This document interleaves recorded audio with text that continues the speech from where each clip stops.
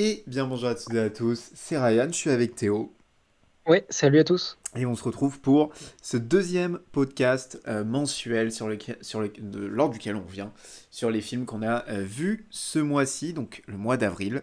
Alors, Film et série. films et séries, évidemment. Alors moi j'ai pas de série ce mois-ci, toi t'en as pas mal. Euh, J'en ai quelques-unes, ouais. ouais. Moi j'ai pas regardé tant de séries, alors je vais avoir pas mal moi de sorties de ce mois d'avril. Mais pas que. Hein, pas que des sorties du mois d'avril. Hein, c'est aussi ça le concept, c'est-à-dire qu'on parle aussi de films uniquement qu'on a pu voir ce mois-ci, Ouais. mais des films bien plus anciens. Je Mhm. rappelle très rapidement que vous pouvez nous écouter sur YouTube, Spotify, Deezer, sur toutes les plateformes de streaming. Donc n'hésitez pas. Vous étiez 15 à nous écouter le mois dernier, et on est content hein, quand même. Ouais, Euh, c'est déjà pas mal. c'est mieux que 3 des stats que j'ai déjà fait, donc je sais de quoi je parle. On est Bientôt prêt. le million. Bientôt, alors vraiment bientôt. T'as une notion de bientôt, je pense, qui est énorme. Euh, bon, je pense que on peut commencer. Alors, je rappelle Ouais. comment ça se passe. On a chacun 10 films ou séries, et on les a classés du moins bon des 10 au meilleur. Ouais. Et donc, Mais des fois, enfin là, par exemple, moi, même le 10e est bien. Là, ça oui, dépend des mois, quoi. voilà. Euh, bon, bah, je vais commencer avec Ouais. ma 10e position. C'est un film français que j'ai vu cette année qui date. Alors, même les films un peu plus anciens, ça reste très récent puisqu'il date de l'année dernière. Et Mhm. alors, déjà le mois dernier, je vous parlais d'un film de Quentin Dupieux, et donc là, c'est encore le cas. C'est pas le dernier de Dupieux, il en a sorti deux l'année Ah oui, dernière. ok. Il a sorti Fumer fait tousser, mais moi, je vais vous parler d'Incroyable mais vrai. Euh, Mhm. alors qui me donnait envie, j'aime beaucoup ce que fait Quentin Dupieux, et il me donnait envie parce qu'en plus il y avait Chabat au casting, avec Benoît Magimel, euh, Ça aide. donc je trouvais que le casting était très bon, et puis voilà, comme d'habitude le synopsis de Quentin Dupieux c'est toujours assez particulier, donc là en l'occurrence c'est un couple assez basique de quarantenaire, Mhm. donc joué par Alain Chabat et j'ai peur de dire de la merde, Léa Drucker, je crois, Ouais. qui en gros vont visiter une maison, et cette maison a quelque chose d'incroyable mais vrai, d'où le titre. Tu connaissais l'émission Incroyable mais vrai quand t'étais petit? Je connais le nom, mais j'ai jamais regardé. Ah, putain, avec l'émission c'était fou, t'avais Bon bref. Euh, et donc j'aime beaucoup ce que fait Quentin Dupieux. Là, en l'occurrence, je dirais pas que c'est mauvais, je trouve que c'est une bonne comédie, mais on est loin du grandiose de Dupieux. Je trouve que le film est parfois même lourd, notamment avec le personnage de Mhm. Benoît Magimel, où en gros, son personnage a un secret lui aussi, incroyable mais vrai. Bon, ça tourne autour de sa bite. Euh, j'ai trouvé ça lourd. Je m'y attendais si peu. Ouais, mais bon, je dirais pas ce qu'est le secret plus précisément, mais voilà. Et donc c'est un peu lourd, c'est pas très drôle. Euh, Alain Chabat est brillant, enfin voilà, c'est un grand acteur en plus d'être Alain Chabat. Ouais. Euh, donc je trouve que le film est sympa. J'aime toujours beaucoup l'ambiance, par contre, qui émane des films de Dupieux. Alors on n'est pas sur l'ambiance qu'il y avait dans Au Poste, par exemple, mais je trouve qu'encore une fois, il réussit à mettre une vraie ambiance dans ses films. Et c'est ça que j'aime beaucoup. Alors, le mois dernier, je vous parlais de Mandibule, qui est clairement mon film préféré de sa part. Là, je pense que c'est celui que j'aime le moins. Il m'en manque pas mal. Il faut que j'en regarde encore pas mal de Dupieux.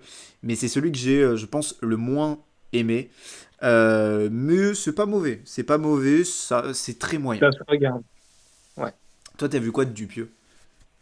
Je crois que j'en ai pas vu, hein. Ouais. Ou très peu. Commence par Mandibule, je pense. Ouais.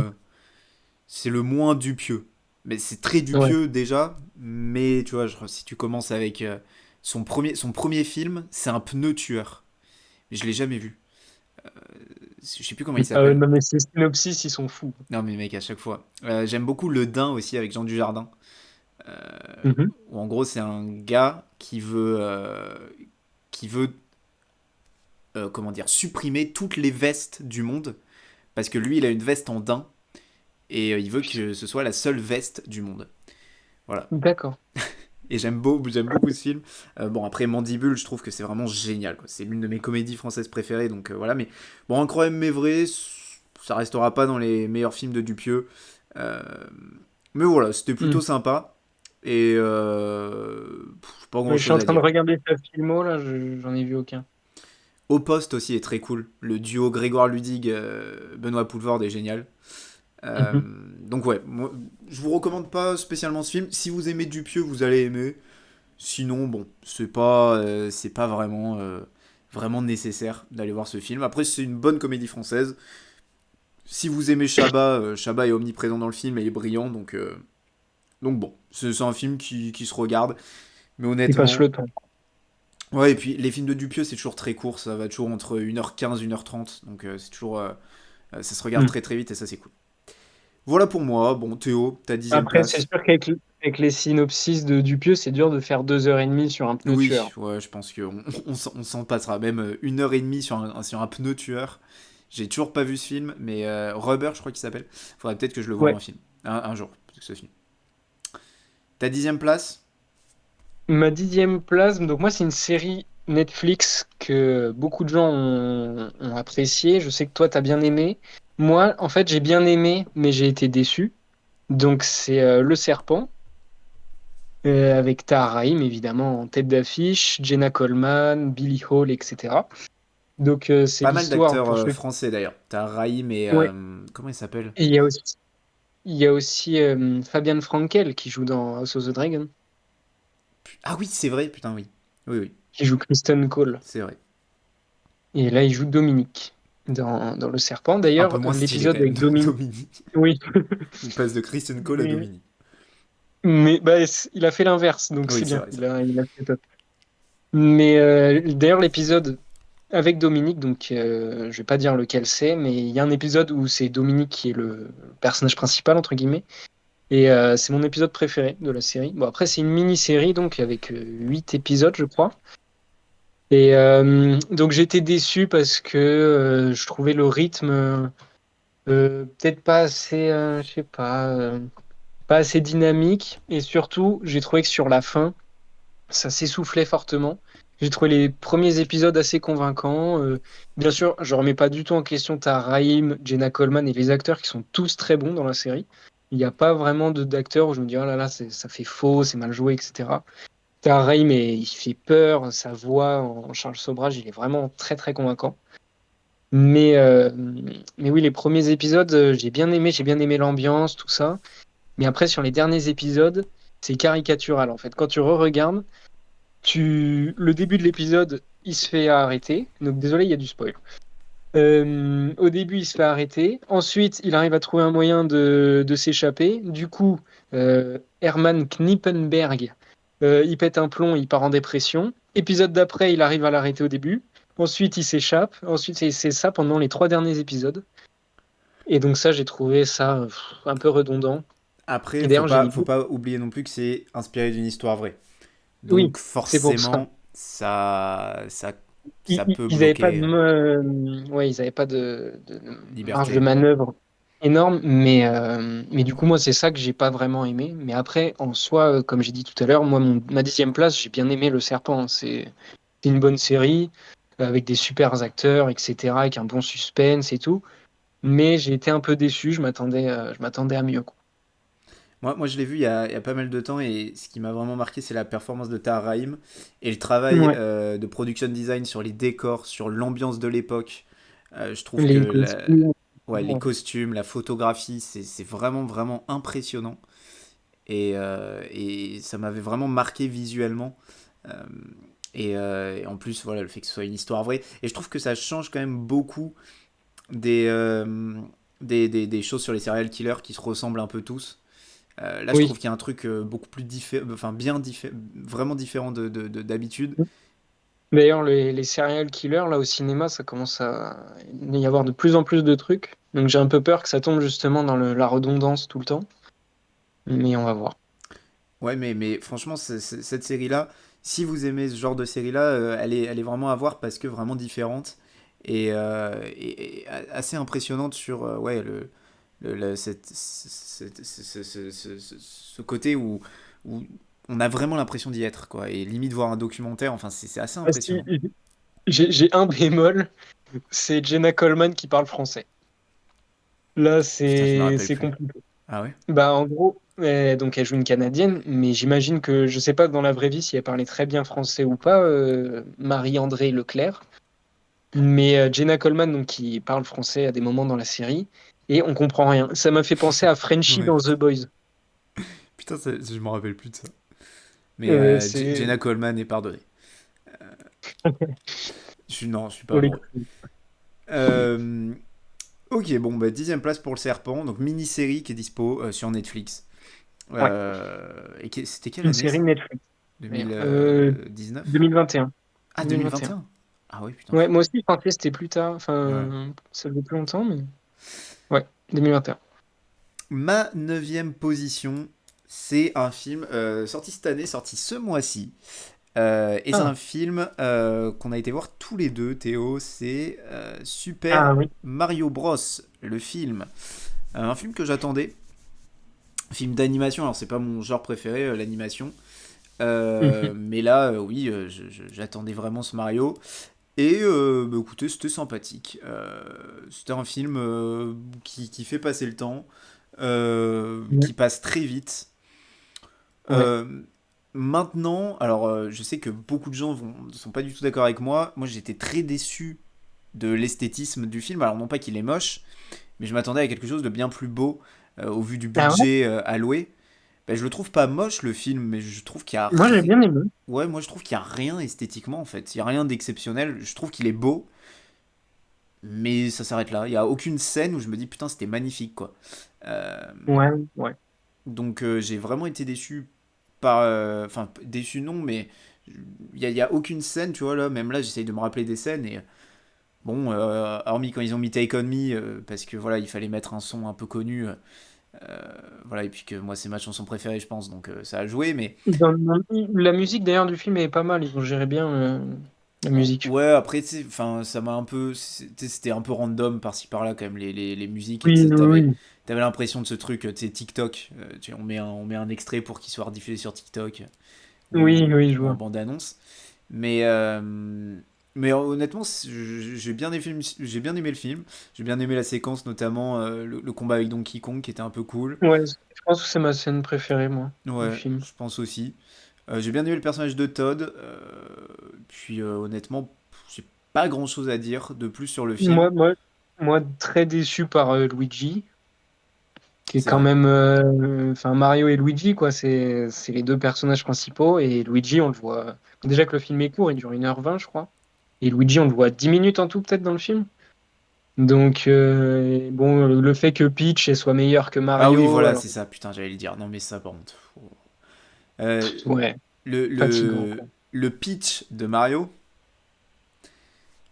c'est. Je me fais rire tout seul. C'est le pitch de Mario Bros. À la base, c'est Mario qui sauve Peach. Là, c'est Peach qui sauve Mario. Bon. Ouais. Je Et trouve. limite, elle a même pas besoin de l'aide de Mario, en fait. Ouais, non, mais c'est vraiment ça. Alors, enfin, je comprends pas pourquoi Mario se casse le cul à aller sauver Peach alors que la meuf est 1000 fois plus forte qu'elle, plus forte que lui, quoi. Ouais, ouais, non, c'est pour le coup. Après, il y a aussi le début. Je trouvais ça en même temps original et en même temps, c'était pas super intéressant, mais le fait que Mario et Luigi soient des humains et qu'on le voit dans le monde des humains. Hmm. Donc ça, je trouvais ça original parce que ça avait jamais été montré dans les jeux Mario avant, mais c'était pas le moment le plus intéressant du film, quoi. Ouais. Non, c'est un film, honnêtement, voilà, on voit pas le temps passer, qui fait passer le temps. Un bon film familial, et puis voilà, il n'y a rien de mauvais, l'animation est bonne, Ouais. mais je trouve que c'est très lisse, très Ouais, voilà. classique. Après, C'est du voilà, fan service, quoi. ouais, c'était beaucoup de fanservice. C'était voilà, exactement ce dont je m'attendais. Euh, Ouais. c'était là, honnêtement, c'est oubliable, hein. C'est très oubliable ce film. Euh, Ouais. la preuve, on l'a vu quoi? C'était quoi, il y a 2 3 semaines? 3 semaines? Ouais. Ouais, ouais, un truc comme ça. Et honnêtement, j'ai déjà quasiment oublié tout le film. C'est très oubliable et bon, ça a le mérite d'exister. C'est un bon film familial, voilà. Mais, Ouais, euh, voilà. mais bon, pas grand chose à rajouter. Mais ce qui Euh, est bien, c'est que pardon, au box-office, ils sont en train de tout exploser là. Et donc, ça va peut-être amener aussi d'autres licences qui vont être adaptées au cinéma. Donc, ça peut être bien. J'ai vu des trucs comme Link, Zelda et tout, là. Ouais. Ça Là, il pourrait y a être plus intéressant. de trucs à faire, en effet, Ouais, je pense. Alors, c'était réalisé par Aaron Horvath et Michael Jelenic, pour info. ok. Euh, bon, voilà. Vous faites ce que vous voulez de cette info. Ouais. Théo, ta neuvième position. Alors, moi, c'est un film récent qui est sorti ce mois-ci aussi, puisqu'il est sorti en 2002. Donc, c'est Minority Report, film du grand Steven Spielberg. Donc là, attention, les acteurs, Tom Cruise, Colin Farrell. Évidemment, c'est eux deux les têtes d'affiche, mais il y a d'autres, Neil McDonough, je sais pas comment on dit, Max von Sydow, voilà, qui sont des acteurs. Peut-être de nom vous les connaissez pas, mais de visage vous les connaissez forcément. Mais c'est un film qui en fait, je pense que à l'époque c'était une dinguerie, mais aujourd'hui, vu que ça se passe en fait dans le futur, bah c'est en décalage par rapport à aujourd'hui. En fait, de le découvrir, donc comme moi, je l'ai vu samedi dernier. Le découvrir comme moi le samedi dernier, je trouvais les effets spéciaux, ça faisait bizarre. C'était, enfin, la première heure, parce qu'il dure, attendez, je vais regarder, il dure 2h25. Et la première heure, ouais, 10-20, c'est dur de se mettre dedans. J'aime bien le tout début, mais après c'est compliqué de se remettre dedans. L'histoire, il y a plein d'infos en même temps, vu que ça se passe dans le futur, c'est hyper éloigné de la réalité. Du coup, c'est compliqué d'avoir toutes les informations. Parce que pour ceux qui ne savent pas, donc le synopsis, c'est en 2054, la société du futur a éradiqué les crimes en se dotant d'un système de prévention, détection et répression le plus sophistiqué du monde, dissimulé de tous. Trois extra-lucides transmettent les images des crimes. Ils utilisent Ils, des tra- mots qui n'existent pas. Ils utilisent des mots euh, de 2054.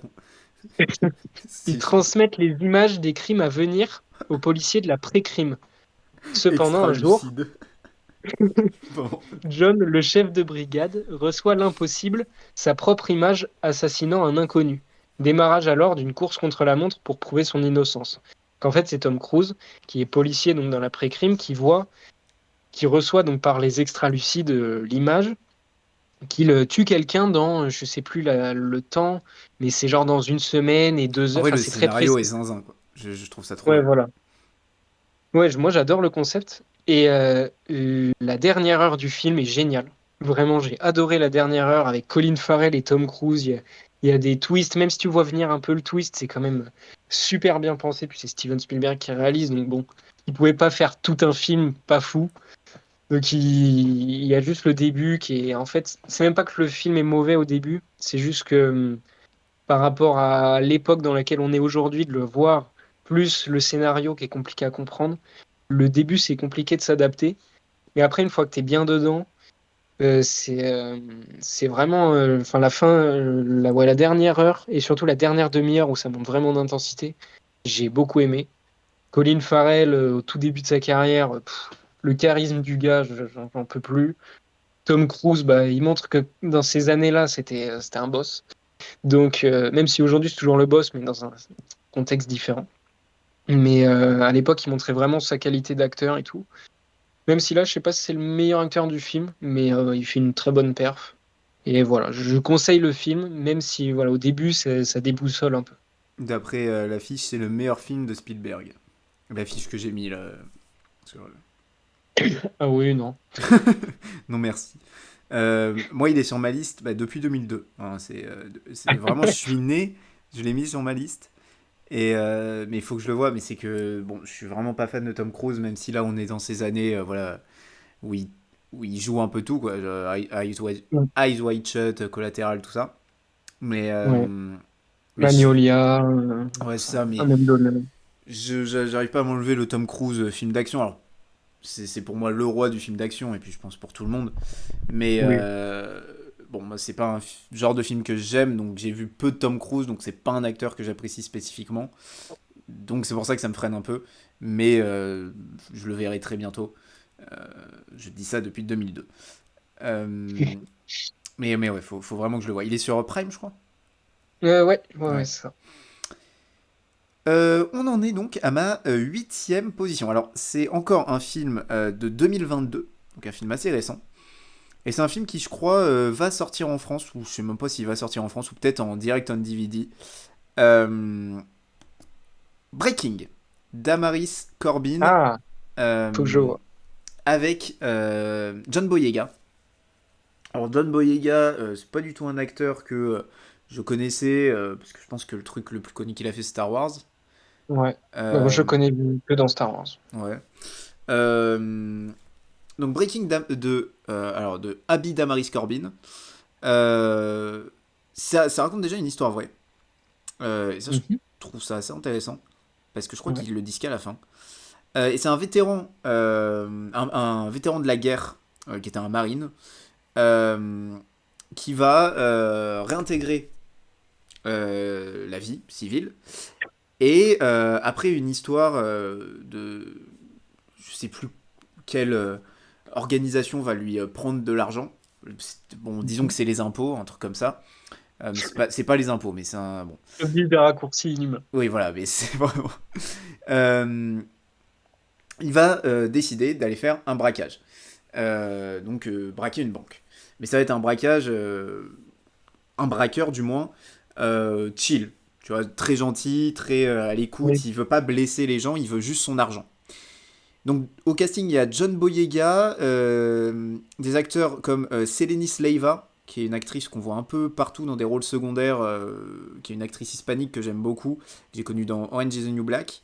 Il y a Connie Brighton, qui était dans White Lotus, Jeffrey Donovan, bon, qui a vraiment un tout petit rôle, et le regretté Michael Kenneth Williams. C'est son dernier film. C'est le dernier film de Michael Kenneth Williams qui a un rôle quand même assez important, qui joue le négociateur.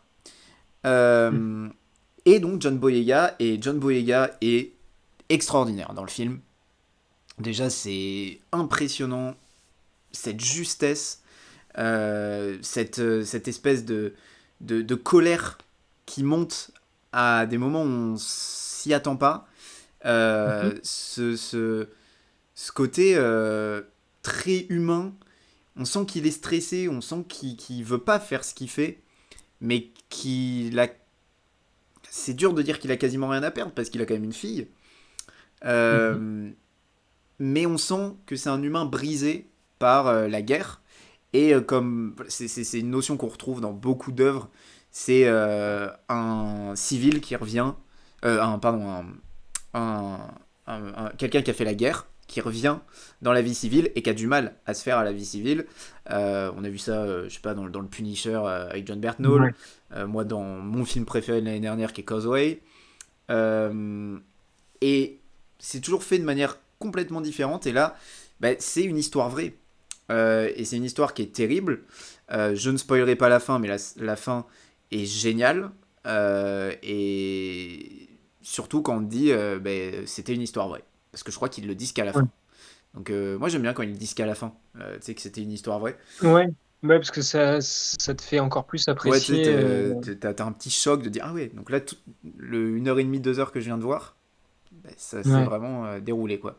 D'ailleurs, la réussite quant à la reproduction des scènes, etc., parce qu'il y a des photos qui circulent du braquage, donc la reproduction aussi du personnage interprété par John Boyega, donc de Brian, est vraiment impressionnante.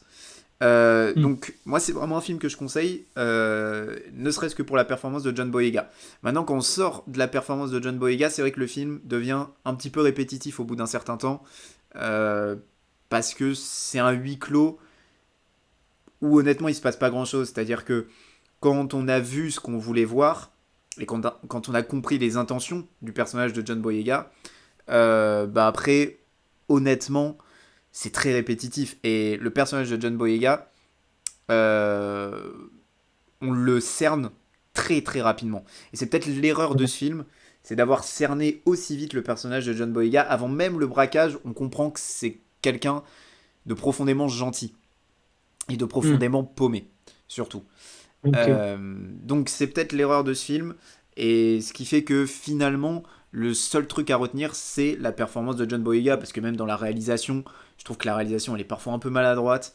Euh, la photographie a rien d'exceptionnel. Ça fait très justement film direct on DVD. Non pas qu'il y ait peu de budget, parce qu'on ne ressent pas le manque de budget, mais ça fait très direct on DVD. Donc ces films qui ne sortent pas en France, qui sortent que en DVD, Mm. qui n'ont pas un manque de budget, mais bon, qui ont vraiment. C'est lisse quoi. La réalisation est lisse, la photographie est lisse, tout est lisse. Donc voilà, si je dois recommander ce film, c'est pour la performance de John Boyega, parce que sincèrement, il m'a impressionné. Et surtout que c'est un acteur que je connaissais de nom, que j'avais vu pas mal de fois, mais qui a jamais eu l'occasion, je pense, de vraiment se montrer en tant qu'acteur. Ouais. Et c'est Après, vraiment il est encore jeune, hein, je crois. Ouais, je pense que... Attends. Ah non, pardon, je croyais qu'il était disponible sur Prime, le film. Il est né en 92, donc Ouais, il a 32 ans. ouais, il a 30 piges, quoi. C'est... Vraiment, il m'a impressionné. Il m'a impressionné parce que c'est très compliqué à jouer ce qu'il joue et il le fait parfaitement. Donc, regardez ce film pour la performance de John Boyega. C'est tout ce que j'ai à dire sur Breaking. Parce que, sincèrement, je trouve qu'il en vaut le détour. Euh... Ta huitième place, Théo? Euh, Oui, huitième place. J'en étais à 7. Moi, je sais pas, je sais plus compter. Donc ma huitième place, bah, c'est un film que j'ai vu la semaine dernière aussi, mais qui est de 2013, qui est un film assez peu connu, je pense. Pourtant, le casting est quand même pas mal. Donc c'est Il était temps, ce qui est disponible sur Amazon. Si vous voulez le voir, il dure 2 heures. C'est donc une histoire. Le synopsis est très simple. Mais alors, lorsqu'il atteint sa majorité, Tim apprend par son père que les hommes de la famille ont tous le pouvoir de remonter le temps.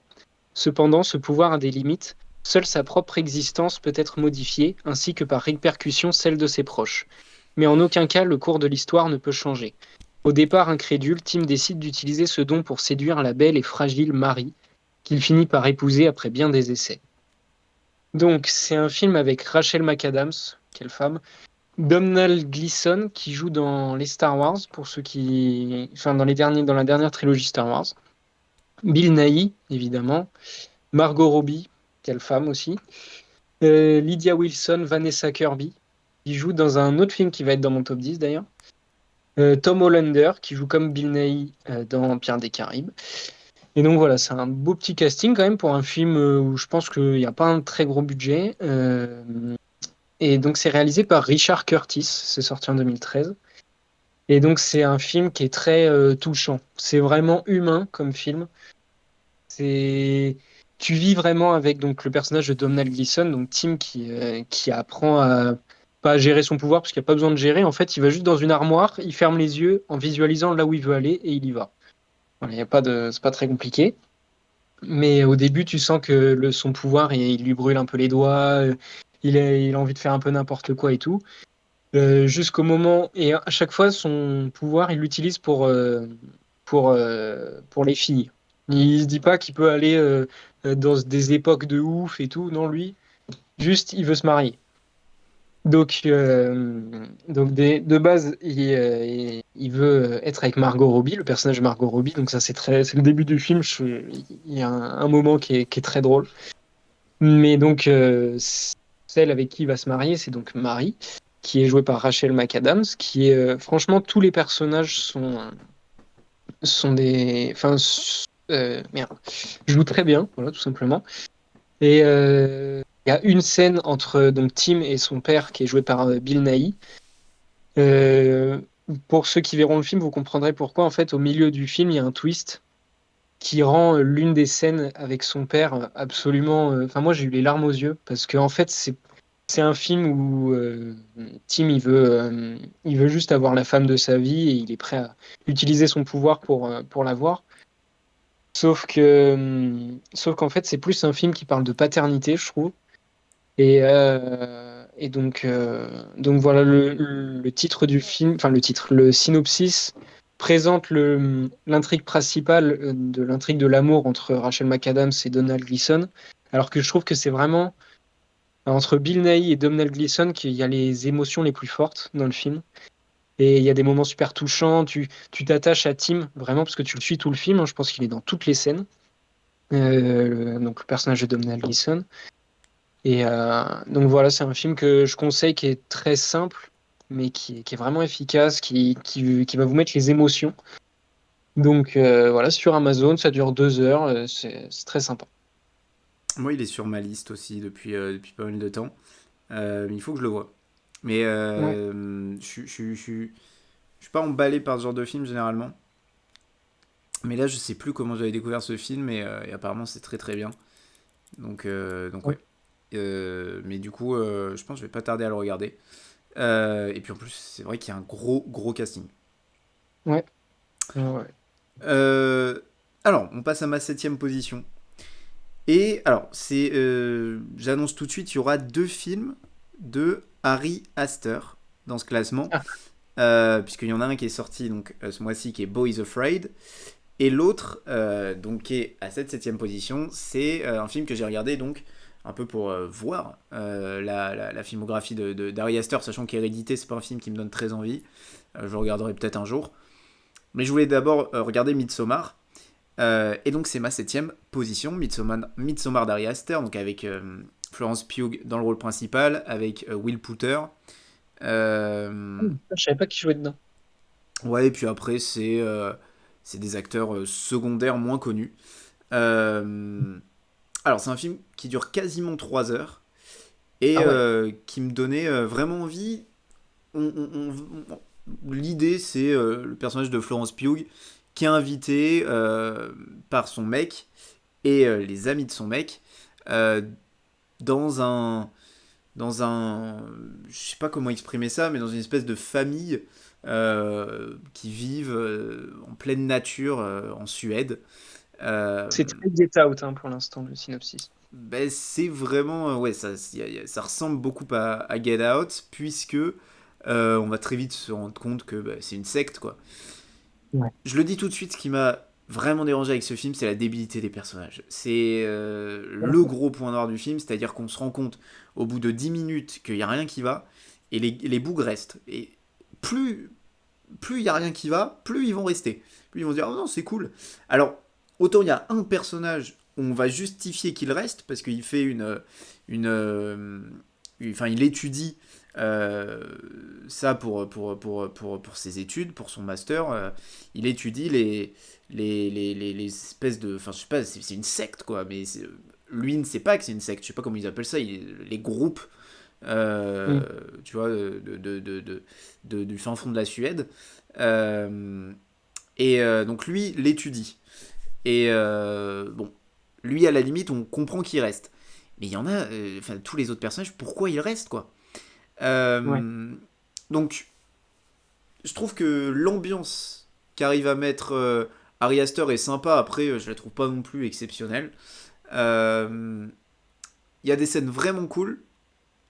Euh, mais en fait, je trouve que le film est sympa. Mais bon, je trouve qu'il n'y a rien d'exceptionnel.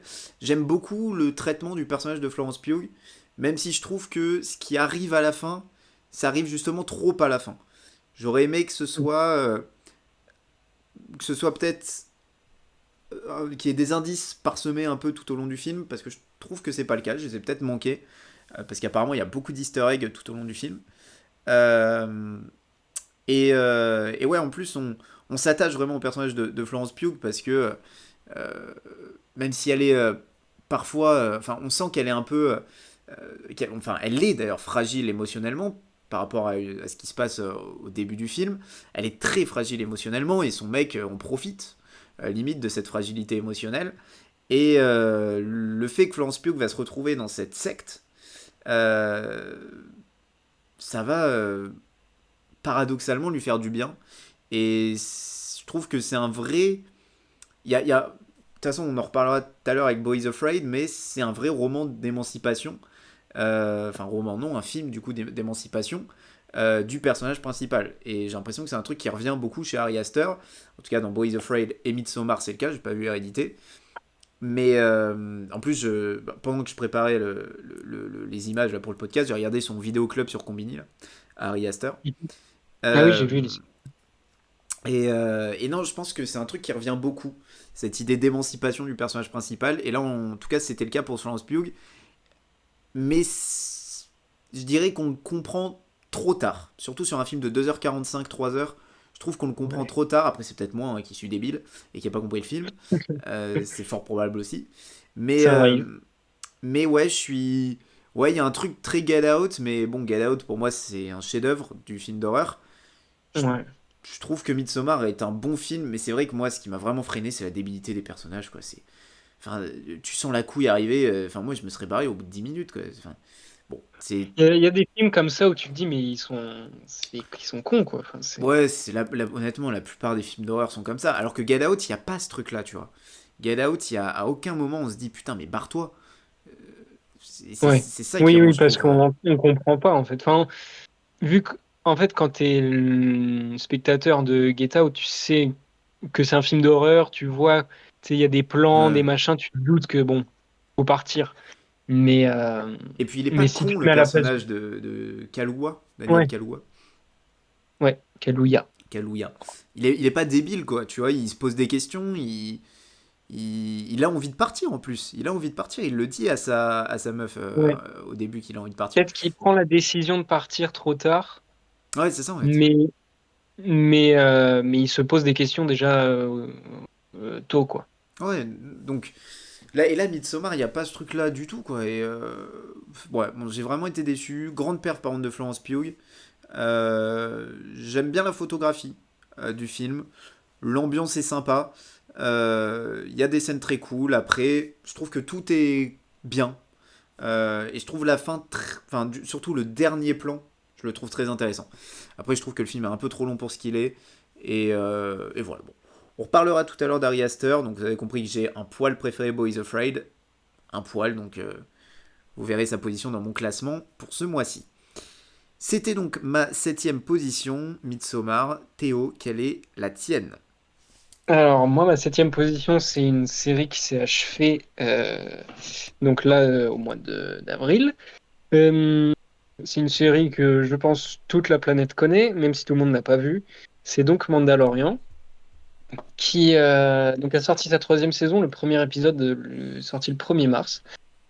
Donc, comment dire, Pedro Pascal, qui était dans sa hype, il l'est toujours d'ailleurs, vu qu'il rejoint les castings des plus gros films encore.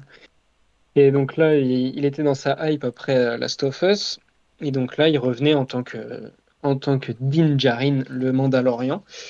Euh, alors, Mandalorian, moi déjà, Star Wars, c'est un univers que j'adore, que vraiment je trouve les scénarios des films, pas les derniers, mais ou même des séries quand je regardais quand j'étais petit, etc., qui sont connectés à l'univers des films. Je trouvais ça vraiment génial. Enfin, c'est tellement bien réfléchi, etc. Après, j'ai toujours dit que c'est difficile à conseiller aujourd'hui parce que malheureusement, c'est des films qui sont basés sur les effets spéciaux en grande partie. Et les meilleurs Star Wars, c'est les films des années 70-80, donc la première trilogie. Et même aujourd'hui, pour un fan, tu kiffes regarder parce que t'es passionné, que le scénario est trop génial et tout. Mais c'est tellement cheap qu'il y a des moments où tu rigoles alors que c'est des scènes mythiques, mais tu rigoles parce que c'est voilà. Et donc Mandalorian, ça a redoré le blason du Star Wars que les gens aimaient justement parce que la dernière trilogie a beaucoup déçu. Euh, la première saison, les gens l'attendaient pas spécialement parce que c'était un personnage que personne ne connaissait, qui se basait pas du tout sur du fan service. Donc on a découvert ça et personne s'y attendait. En fait, c'était une super surprise. Il y a Bébé Yoda qui est devenu une icône, enfin comme Baby Groot pour les Gardiens de la Galaxie. C'est devenu la peluche partout, etc. Et c'était vraiment un Star Wars qui change un peu western dans l'espace. Enfin, c'était très particulier avec un personnage et une trame scénaristique qui ressemble énormément à Last of Us, justement, parce que c'est le personnage donc de Pedro Pascal, donc du Mandalorian, qui est un personnage très froid, qui est un tueur à gages, en fait, qui est un personnage qui fait ses missions pour l'argent. Voilà, il s'en fout du reste, il peut tuer n'importe qui, gentil, méchant, il s'en fout. Et un jour, il tombe sur une mission où il doit tuer. Donc ça, c'est le début, hein, c'est pas du spoil. C'est le tout début de la série. Sa mission, c'est de tuer un être surpuissant, etc. Donc lui, il s'attend à avoir un putain de monstre et tout. Et il arrive, et en fait, c'est bébé Yoda, qui est donc un Jedi. Et en fait, il commence à s'attacher à lui alors qu'il doit le tuer, etc. Et donc ça entraîne la convoitise de gens mal intentionnés qui veulent récupérer le pouvoir donc de Grogu. Donc c'est bébé Yoda, son nom c'est Grogu, qui veulent récupérer son pouvoir. Donc c'est pour ça que voilà, encore une similitude avec Last of Us. Parce que Ellie et Grogu, en fait, c'est des personnages exceptionnels dans leur univers qui peuvent changer toute l'histoire. Avec donc un protecteur qui est joué dans les deux séries par Pedro Pascal. Donc je vais y venir sur la troisième saison, parce que là, du coup, c'est long. Mais d'abord, la deuxième saison. Donc la première était vraiment une super introduction. Pas exceptionnelle, mais vraiment très bien. Et la deuxième saison, ils ont réussi à manier la qualité de réalisation, le jeu d'acteur, les effets spéciaux pour une série qui était mais digne d'un film Star Wars. Du fan service, mais bien dosé. Enfin, le dernier épisode de la saison 2, c'est pour les gens qui ont vu, c'est juste incroyable. Et donc quand tu termines là-dessus, tu t'attends la saison 3 avec impatience. Et le problème, c'est que la saison 3, elle est tellement décevante parce que euh, Mandalorian et Grogu sont totalement éclipsés pendant tout le début de la saison 3. Ils sont là, mais c'est pas les personnages principaux. Les intrigues sont pas intéressantes, sont faiblardes. Même quand c'est intéressant, c'est ouais, c'est sympa, mais c'est quand tu vois l'ampleur de la saison 2 et que tu passes à la saison 3, tu bégayes. Mais pourquoi je l'ai mis en septième position et pas en dernière position? C'est que les deux derniers épisodes, et surtout l'avant-dernier, c'est peut-être les deux meilleurs épisodes de Mandalorian. Si on enlève le dernier épisode de la saison 2. Mais sinon, c'est épique, c'est le Star Wars qu'on aime. Donc là, surtout l'avant-dernier épisode, il est génialissime. Donc rien que pour ça, je le mets en septième position. Mais voilà, Mandalorian saison 3 c'est décevant, mais la fin est tellement géniale qu'au final, la saison est sympa, mais le potentiel était tellement plus fort que c'est dommage, quoi. Ah, apparemment, c'est très décevant. Moi, bon, les Star Wars, ça m'intéresse pas. Mais c'est vrai que Mandalorian et Andor aussi, c'est les deux seules séries qui m'intéressaient. Ah oui, Andorre. Andorre, par contre, ça, Andorre, du début à la fin, c'est une masterclass. Ouais, mais il y a qu'une saison Andor, non? Ouais, mais il va en avoir une deuxième. Ouais. Donc, parle pas trop vite, parle pas trop vite. Ouais, c'est Mais, vrai. non, mais, moi, bon, voilà, je me regarderai probablement jamais. Mais c'est vrai que j'aurais bien aimé voir Mandalorian, surtout pour le casting. Euh, et puis Andorre aussi, l'ambiance a l'air vraiment cool. Donc bon. Ouais. Euh, ok, donc c'était ta septième position. Ma sixième position, on va retomber dans les films indépendants que j'aime beaucoup. The Free World de Ok. Jason Liu. Le Mhm. Free World, un film de 2016. Alors je sais plus comment je suis tombé dessus. C'est un film qui a été présenté au Sundance de 2016. Euh, bon voilà, moi, enfin c'est pas un genre de film, mais l'un des sujets que j'aime le plus traité au cinéma, c'est l'Amérique profonde, cet autre visage d'une Amérique désœuvrée, ça me plaît énormément. Et j'ai complètement retrouvé ça avec The Free World. Alors je parlais euh, des anciens militaires qui reviennent à la vie civile.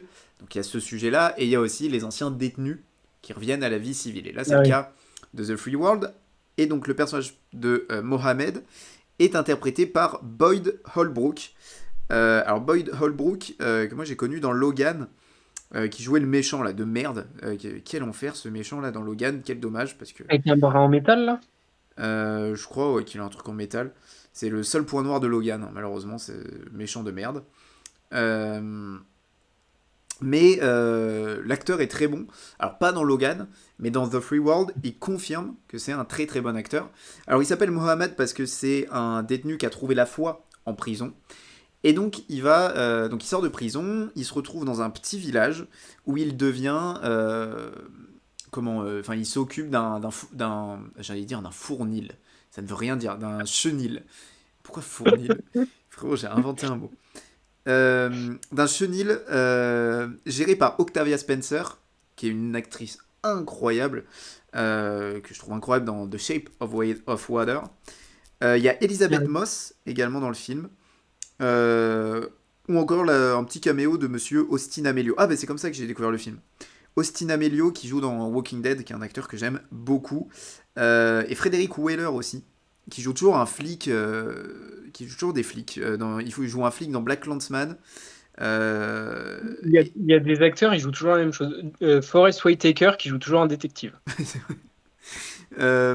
mais donc déjà le casting m'intéressait et c'est typiquement le genre de film que j'apprécie. Alors l'histoire c'est donc un ancien détenu voilà, qui un jour va faire la rencontre du personnage de Doris Lemb interprété par Elisabeth Moss. Et donc Doris elle est avec un mec déjà qui va amener son chien au chenil. Le chien est en sang, voilà, on comprend que le mec l'a frappé. On comprend que possiblement c'est le cas aussi de sa femme. Et c'est bien le cas puisqu'un jour, le personnage de Mohamed la retrouver, va la retrouver en sang, pas loin du chenil. Et une relation va naître entre les deux. Et le film est très touchant, très subtil. La photographie est magnifique, une photographie très chaude. Et je la trouve vraiment, vraiment pertinente. Et la performance de Boyd Holbrook m'a réconforté avec cet acteur. Et voilà, c'est typiquement le genre d'acteur que j'aime. Une espèce de violente poésie à la John Berthnall. On parlait de Pedro Pascal. Voilà, ce genre d'acteur-là. Il m'a vraiment Ah oui, rappelé c'est lui, ouais. cette idée-là, alors que je trouve que dans Logan, il est vraiment mauvais, quoi. Et il Euh, joue d'ailleurs dans le prochain Indiana Jones. Ah ouais. Ouais. Ok, bon. Mais ouais, et c'est vrai que la seule expérience de lui, ou du moins celle dont je me rappelais, c'était Logan, où je le trouve vraiment, vraiment pitoyable. Et il joue Euh, dans Narcos. Ah mais oui, il joue dans Narcos, putain, je suis con. ok. Bon, ça va, il a une belle filmo en fait. Ouais, ouais, ça Euh, va. mais vraiment, c'est un film qui est assez intéressant. Je suis vraiment pas loin de le considérer comme un très bon film, mais je sais pas ce qui me manque. J'arrive pas à mettre le doigt sur ce qui me manque pour le considérer comme un très bon film. Je trouve que c'est un bon film qui m'a beaucoup plu. Faut aimer ce genre de film-là. Mais c'est un film très touchant, très humain, euh, très beau.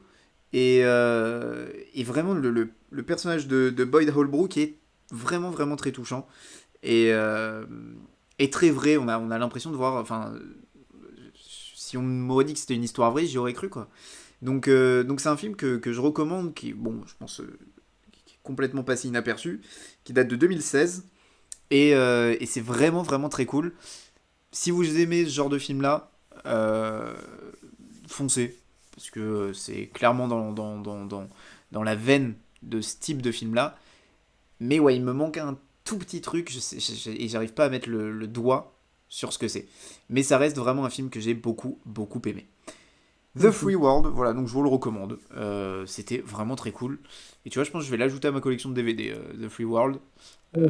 Et je vais Les fameux payer. DVD. Ouais, j'ai les fameux. Je vais payer 30 € parce que tu sais, c'est le genre de DVD qui est pas sorti en France. Et donc je vais payer Ah 30 oui. euros le DVD. J'ai déjà trop la rage. Ta sixième position du coup. Ouais, ouais, c'est ça. Alors moi, c'est un film de 2009 qui dure 2 heures et demie, un film français très connu, puisqu'il a gagné à peu près tous les prix qu'il pouvait gagner. Réalisé par Jacques Audiard, c'est donc Un prophète, avec encore une fois Tahar Rahim, Nils Aristrup, évidemment, Hichem Yacoubi, Adel Bencherif, Reda Kateb, Leila Bekti, avec qui Tahar Rahim a eu des enfants, ils sont même mariés. Et d'ailleurs, ils se sont rencontrés sur le tournage, hein, je crois.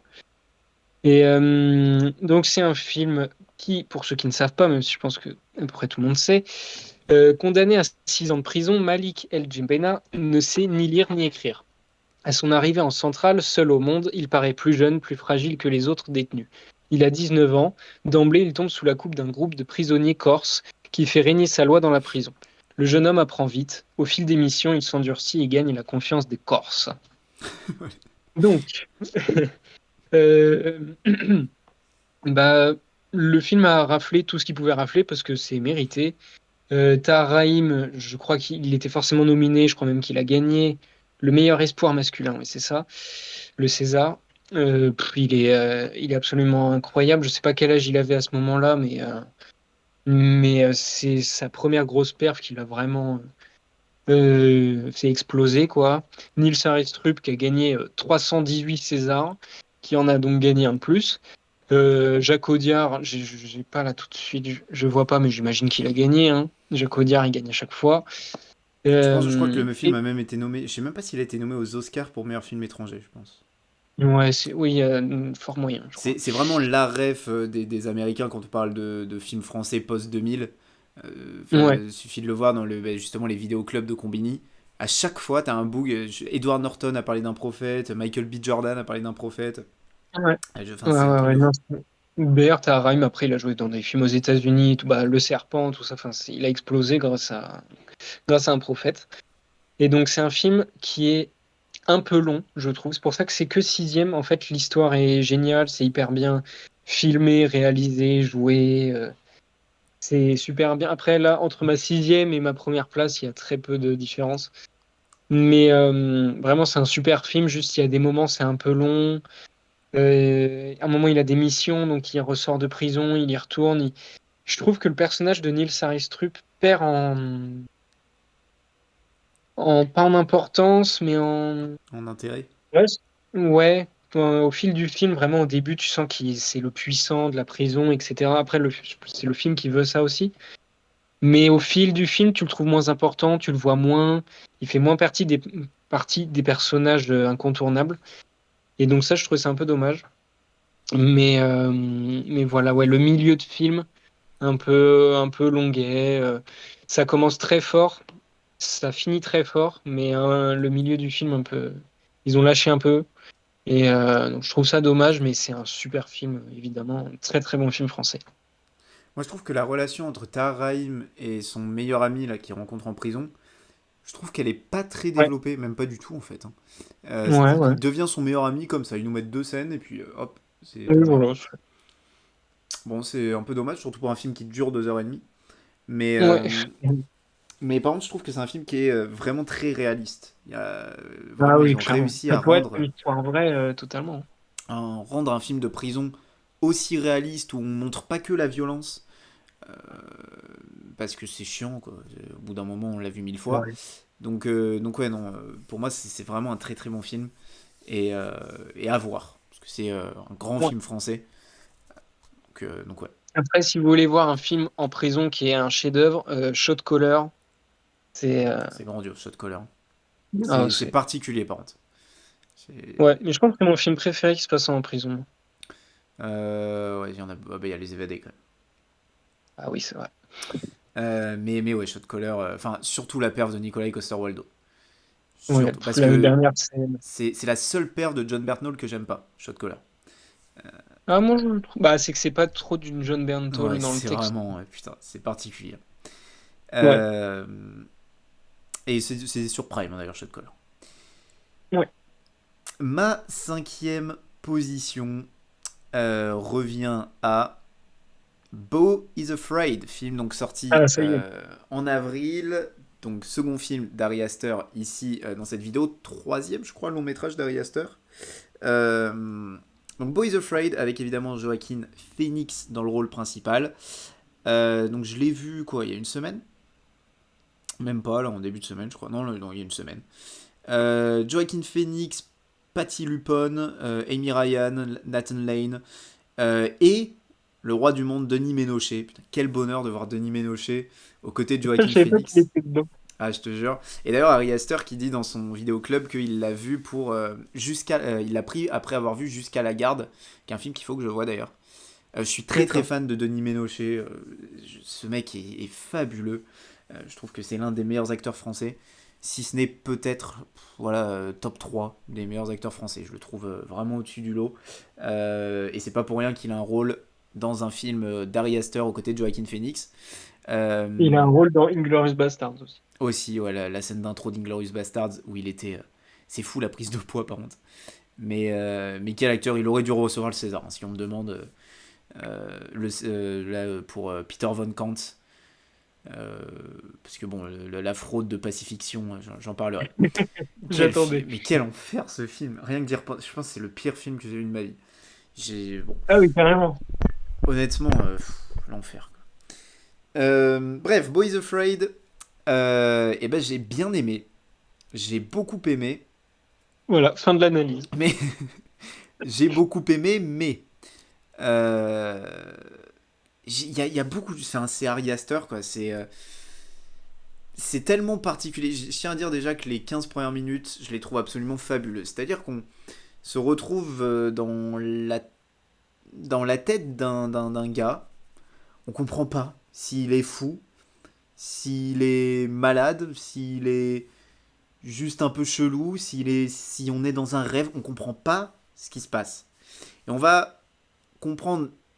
Il y a un turn d'un moment où on va tout de suite comprendre, d'un coup, en un claquement de doigts, qu'en fait c'est un mec qui est hyper anxieux, quoi, qui est anxieux de tout. Rien que descendre en bas dans l'épicerie du coin pour acheter une bouteille d'eau, ça le rend anxieux. Et donc, cette anxiété, dans ce plan où justement bah, il va descendre de chez lui et tout, c'est tellement bien montré. Et je trouve que cette scène-là, c'est clairement la meilleure scène du film. Et je la trouve absolument brillante. Ensuite, il se passe beaucoup de choses, beaucoup, beaucoup, beaucoup de choses dans ce film. On va arriver dans cette famille où justement on va retrouver Denis Ménochet, qui lui joue un mec complètement fou, limite un serial killer, limite le chien de la maison, quoi, Denis Ménochet. Et Du coup, il a de raisons d'avoir peur, Joaquin Phoenix. oui, vraiment là pour le coup, tout le monde serait afraid de Denis Ménochet. Mais ouais, ça va un petit peu dans tous les sens et il y a des scènes où on se demande un peu ce qui se passe, mais quand on a assimilé qu'on avait affaire à quelqu'un d'ultra anxieux, et ben tout de suite le film fait beaucoup plus sens en fait. Et je le trouve vraiment très intelligent dans sa narration pendant les 2 premières heures. Je trouve que le film est brillant en fait. Et certes, il part dans tous les sens. Je trouve que les flashbacks aussi vont apporter quelques notions d'où vient cette anxiété. Euh, et c'est la 3e heure qui va nous amener vraiment complètement ces réponses-là, avec le personnage de la mère de Beau. Euh, c'est là justement qui m'a perdu. C'est quand les explications arrivent qu'Ari Aster me perd. Parce que moi j'aimais ce sous-texte en fait. J'aimais ce côté non dit qui était pourtant très clair. Et quand je vois des gens dire que le film est incompréhensible, honnêtement, j'ai du mal à comprendre comment on peut trouver ce film incompréhensible. Euh, Parce qu'il y a plein de notions qui sont effectivement difficiles à comprendre et où il faut se plonger dans le truc pour réussir à les comprendre, mais enfin, quand je parle de cette scène d'intro dans l'appartement et dans l'épicerie et dans la rue, tout ça, là, mais on comprend tout de suite qu'on a affaire à quelqu'un d'ultra anxieux. C'est même plus de l'anxiété à ce niveau-là. Ça en devient.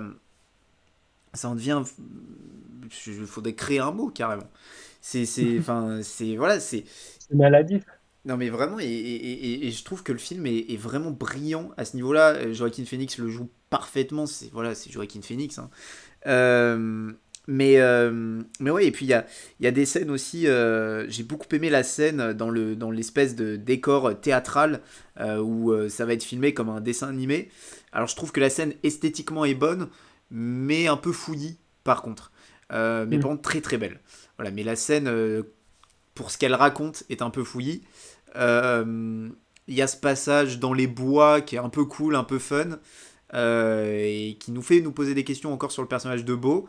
Avant, effectivement, cette scène où Beau va revenir dans sa maison, ou du moins dans la maison de sa mère. Je vais pas spoiler tout ce qui s'est passé, mais en tout cas, ouais, c'est un film en fait qui part tellement dans tous les. Je pense que le film n'avait pas besoin de partir autant dans tous les sens. Et sur la dernière heure, ça m'a perdu, alors que c'est là que les explications arrivent. Non pas que ça m'ait perdu parce que j'ai pas compris le film, mais parce que juste il va dans tous les sens et j'aurais aimé qu'il reste dans cette espèce de sous-texte qui était très compréhensible jusque-là. Et ouais, je suis vraiment pas fan de cette dernière heure. La scène de fin est cependant très intéressante. Voilà, je vais pas spoiler dans quel décor il se trouve, mais je trouve que la scène de fin est vraiment cool et j'aime beaucoup la fin pure du film. Donc ouais, c'est un film vraiment particulier, c'est du Ari Aster, là je trouve poussé à son paroxysme, c'est-à-dire que Midsommar n'est pas compliqué à comprendre, il y a du sous-texte, euh, et c'est du sous-texte qui est encore moins compliqué à comprendre que Boy is Afraid. Après, Midsommar, tu peux le pousser sur un truc philosophique. Boy is Afraid, c'est pas philosophique, c'est ancré dans le réel, dans un truc qui est complètement irréel en fait. Je sais pas comment exprimer ça, mais voilà, c'est un film particulier. Pour le coup, on ne voit pas les 3 heures passer par contre, parce qu'il se passe beaucoup de choses. Trop de choses Ouais. à mon sens. Mais ouais, je trouve que c'est un très bon film pour ses 2 premières heures. Et la Ok. troisième, ouais, T'aurais c'est dit, m'a un ça aurait dû peu. durer, ça aurait dû durer combien de temps? Je sais pas, peut-être en vrai, même tu vois, 2 heures et demie, c'est plus la manière dont a été faite la troisième heure. Et cette Ok. longue scène d'explication en fait. On va pas nous expliquer clairement, encore une fois, les choses, mais on va nous bourrer le crâne avec regarde, c'est pour ça que Beau il est comme ça pendant toutes les 2 heures que tu viens de voir. Et Hmm. dans un film où on te met du sous-texte pendant 2 heures et après on te dit ah ben tiens, on t'explique tout ce sous-texte là,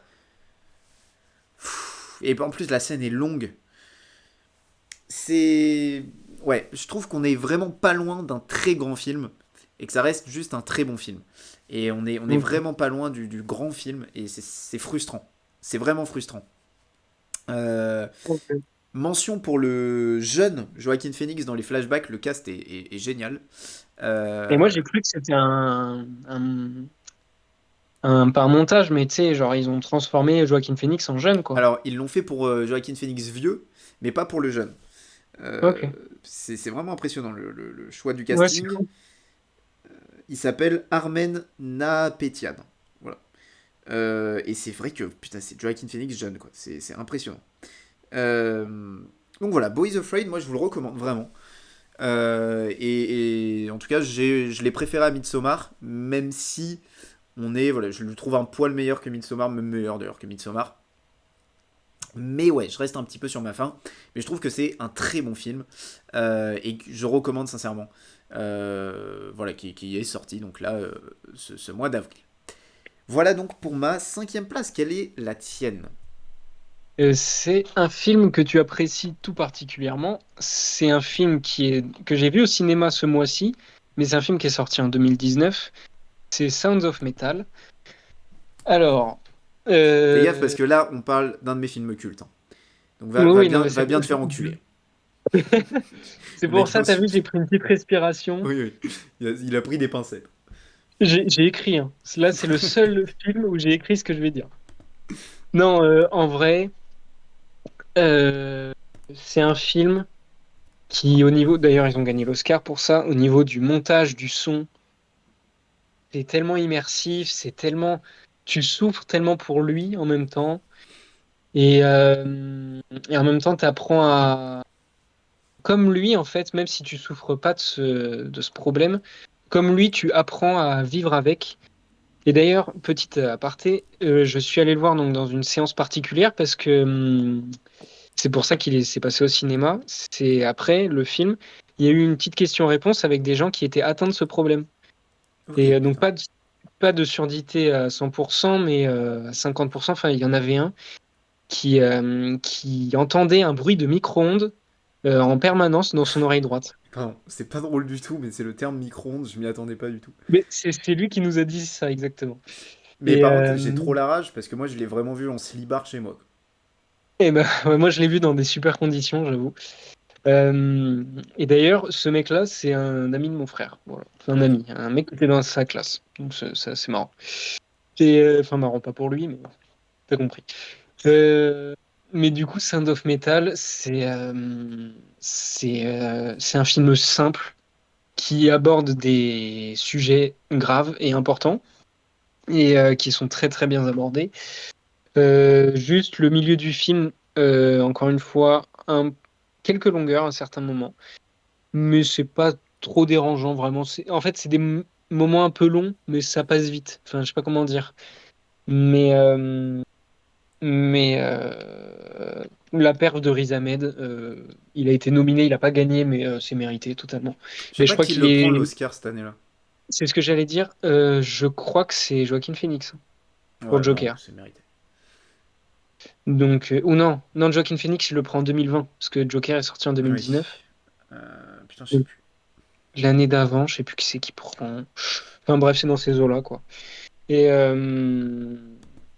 mais donc c'est un super film avec Olivia Cook qui joue aussi dans House of the Dragon.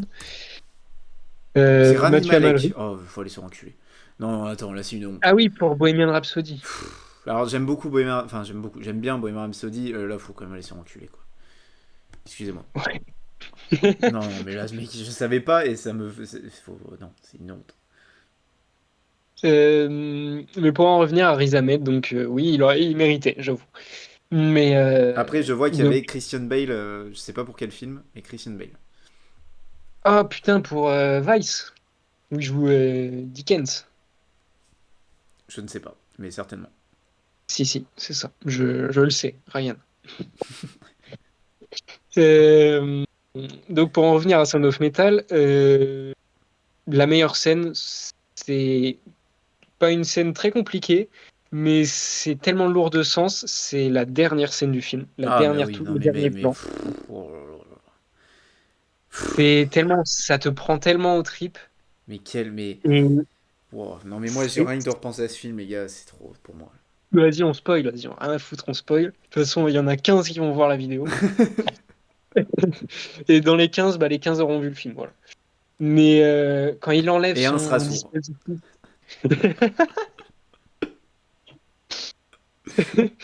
mais quand il enlève son dispositif pour entendre, ça fait du bien, en fait. De ce silence, le en fait, c'est Sound of Silence que ça aurait dû s'appeler. D'ailleurs, il y a une musique qui s'appelle Sound of Silence. Ils auraient dû la mettre dans le générique, d'ailleurs, la musique, Sound of Silence, ça aurait été lourd de sens. Mais, euh, mais cette scène, elle est tellement puissante où tu es avec le personnage et tu te dis merci, tu vois, d'enlever ce truc et de vivre avec. Et donc voilà, c'est un magnifique film. Moi, bon, c'est vraiment, c'est l'un de mes films cultes, c'est un chef-d'œuvre à mon sens. Après, J'ai, la perf de Riz Ahmed, oui, non mais, c'est clairement sa meilleure perf dans mais un monde où sa perf dans Venom 1 n'existe pas. quel gros enculé. Et tu sais que, en plus, moi, j'étais vraiment pas comme un ouf sur Riz Ahmed. J'aime bien dans Nightcrawler. Bon, et puis c'est vrai que dans Venom, il est vraiment extraordinaire. Il est au-dessus du monde. C'est pour ça qu'il a été oscarisé, non? Faut vérifier peut-être. On se trompe peut-être. Et bien, en plus, attends, mais pour de vrai, je crois que ça sort la même année. Mais non, plus sérieusement, moi, Riz Ahmed, bon. Et il m'a vraiment, mais dans Sound of Metal, j'ai l'impression d'avoir vu un autre gars. Enfin, il m'a mis une claque, sa relation avec Olivia Cook. Mm. Oh, mais tout ce film, pour moi, c'est un chef-d'œuvre absolu. Je suis fou de ce La film. scène où Olivia Cook elle chante au piano et qu'il n'entend rien, Non, enfin, c'est mais oh là là horrible. là là là là. Mais c'est. C'est des scènes où il y a pas de dialogue et tu comprends tout ce que ressentent les personnages. Et Mais tu c'est sais qu'en c'est plus, vraiment. tiens, le fait d'en reparler, j'avais mis 9 sur 10 sur IMDb, je vais passer à 10 sur 10. Parce que voilà, pour moi, c'est tout, quoi. C'est le cinéma, Et moi, je l'ai c'est. mis cinquième, et en fait, j'aurais pas dû, j'aurais dû le mettre plus haut. Bon.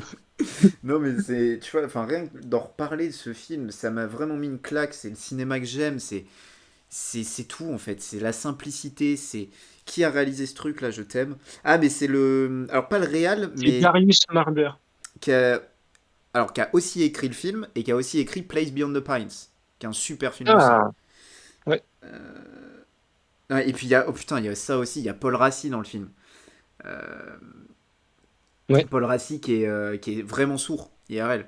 Ah Donc, ouais, putain, c'est ça. et il y a aussi, putain, il y a aussi Lauren Ridloff, j'ai oublié. Il y a un caméo de Lauren Ridloff qui est aussi sourde et qui joue dans Walking Dead d'ailleurs. Et qui est dans Et, et qui joue dans Les Éternels. Eternals, Ouais. et qui joue une sourde dans Eternals, du Bah, coup parce aussi. qu'elle est sourde du coup. Là, elle peut vraiment rien Oui, jouer du d'autre coup. pour le coup. C'est- Désolé, je le retire ce que je viens de dire, c'est complètement con. mais c'est une excellente actrice. Vraiment, Lauren Ridloff, je l'aime beaucoup. Donc ouais, Son of Metal, enfin voilà, moi ça me fait plaisir d'en parler, c'est vraiment l'un de mes films cultes, Riz Ahmed absolument grandiose, et voilà, quel bonheur ce film.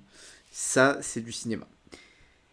Quatrième position pour ma part, c'est un film qui est sorti ce mois-ci, un film français que tu as été voir, tu m'as dit lundi soir, je crois. Ah oui, oui, oui. Je verrai toujours vos visages. Je crois que c'est ça le titre. Oui, On c'est n'en ça. peut plus parce qu'à chaque fois qu'on parlait de ce film, on n'avait pas le bon titre. Vraiment, c'est un délire. Je verrai toujours vos visages. Alors, je verrai toujours vos visages, un film de Jeanne Herry, pardon, avec un casting de zinzin. Leila Bekti, Gilles Lelouch, Adèle Exarchopoulos, Fred Testo, Elodie Bouchez, Jean-Pierre Daroussin, Miu Miu, c'est- ça me tue. Biranba, Anne Benoît, je sais pas qui sont ces gens, mais en fait j'ai envie de citer tout le monde. Raphaël Quenard, faut que je parle de Raphaël Quenard. J'ai envie de citer tout le monde parce que pour moi le gros point fort de ce film, c'est le casting. Alors je trouve que Jean-Pierre Daroussin, non merci quoi. Dans ce film-là, je l'ai pas trouvé. C'est peut-être le seul que j'ai pas trouvé bon, surtout pour une scène. C'est la scène où ils vont interroger, je sais plus le nom du personnage, mais l'un des prisonniers. Et Ouais. Jean-Pierre Daroussin va faire genre le mec qui essaye de s'énerver mais qui n'y arrive pas. Et je trouve que c'est trop mal Ah joué. oui, Tu vois cette scène ou pas? oui, oui, oui, je vois. J'ai trouvé ça horriblement mal joué. Bon, après, sur le reste Quand du il dit oui, film, bah, ce serait dommage de. oui, c'est ça. J'ai trouvé ça cringe. C'était l'enfer. Euh, mais après, sur le reste du film, il est bon, mais c'est vrai que ça, par contre, mon Dieu. Bah, après, il sert un peu à rien, Oui, en oui, vrai. aussi. Mais la grosse force du film, je trouve déjà, c'est le casting. Daroussin et Podalides, on les a jamais vus au même endroit, au même moment. Je te jure. Mais, C'est mais non, la force du film, bon, moi déjà, bon, je vais pas reparler d'Adèle Exarchopoulos, je pense que c'est mon actrice préférée. En tout cas, en France, c'est le cas. Voilà, je la trouve extraordinaire. Je suis en train de devenir fou de Gilles Lelouch aussi, qui sait tout jouer. Ce mec est Mm, impressionnant. Et, ouais. et puis même un gars comme Fred Testo, quoi, que moi j'ai vu dans le SAV. La dernière fois que je l'ai vu, c'est dans Ouais, le SAV, hein. ouais, Euh, pareil. et là, vraiment, je le trouve vraiment génial. Tout le monde fait une super performance, chacun de manière différente. Alors, je verrai toujours vos visages, ça parle de la justice réparatrice, donc qui est l'idée de rencontrer, enfin, des victimes rencontrent des personnes coupables en prison. Alors, pas les personnes qui l'ont fait ça, parce que ce serait un petit peu trop dur. Quoique, Ouais. bah si, c'est le cas pour le personnage d'Adèle Exarchopoulos. Ouais, ouais, mais c'est complètement en dehors de Oui, l'intrigue voilà. des autres. Parce qu'en fait, il y a deux intrigues. Il y a l'intrigue du personnage d'Adèle Exarchopoulos et de son frère. Donc Adèle Exarchopoulos, qui est une fille qui s'est faite violer par son frère quand elle était ado. Et son frère qui est interprété par Raphaël Quenard. Et il faut que je parle de Raphaël Quenard. Et voilà, parce que je sors d'une séance où Raphaël Quenard joue un rôle principal. J'en parlerai dans le prochain podcast, le mois prochain. Euh, mais Raphaël Quenard, qui joue donc le frère d'Adèle Exarchopoulos, qui ne joue qu'une scène. Et ce mec, mais Ouais, quel ouais, talent! Mais l'émotion, alors, il dit trois mots, et en fait, pendant tout le film, t'as eu le nom de ce gars qui planait. ouais. Tu le visualises, mais tu Ouais, sais c'est pas ça. trop à quoi ça ressemble. Et je trouve que c'est brillant, surtout pour un film qui s'appelle Je verrai toujours vos visages. Je trouve que c'est très intelligent d'avoir fait ça. Et l'émotion, l'intensité, le regard, ce mec sait tout jouer. Là, dans le film que j'ai vu aujourd'hui, il est absolument brillant dans un rôle complètement à l'opposé. Il jouait avant dans Family Business, où c'est de la comédie pure, où il joue un taré absolu, mais tellement drôle, tellement hilarant. Enfin, ce mec sait tout jouer, et je veux le voir dans de tous les films français de l'histoire. Le mec qui ne sait pas doser. Mais vraiment, je l'ai trouvé fabuleux, et tout le monde est fabuleux dans ce film. Leila Bekti est Ouais.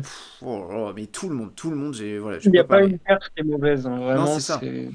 C'est impressionnant.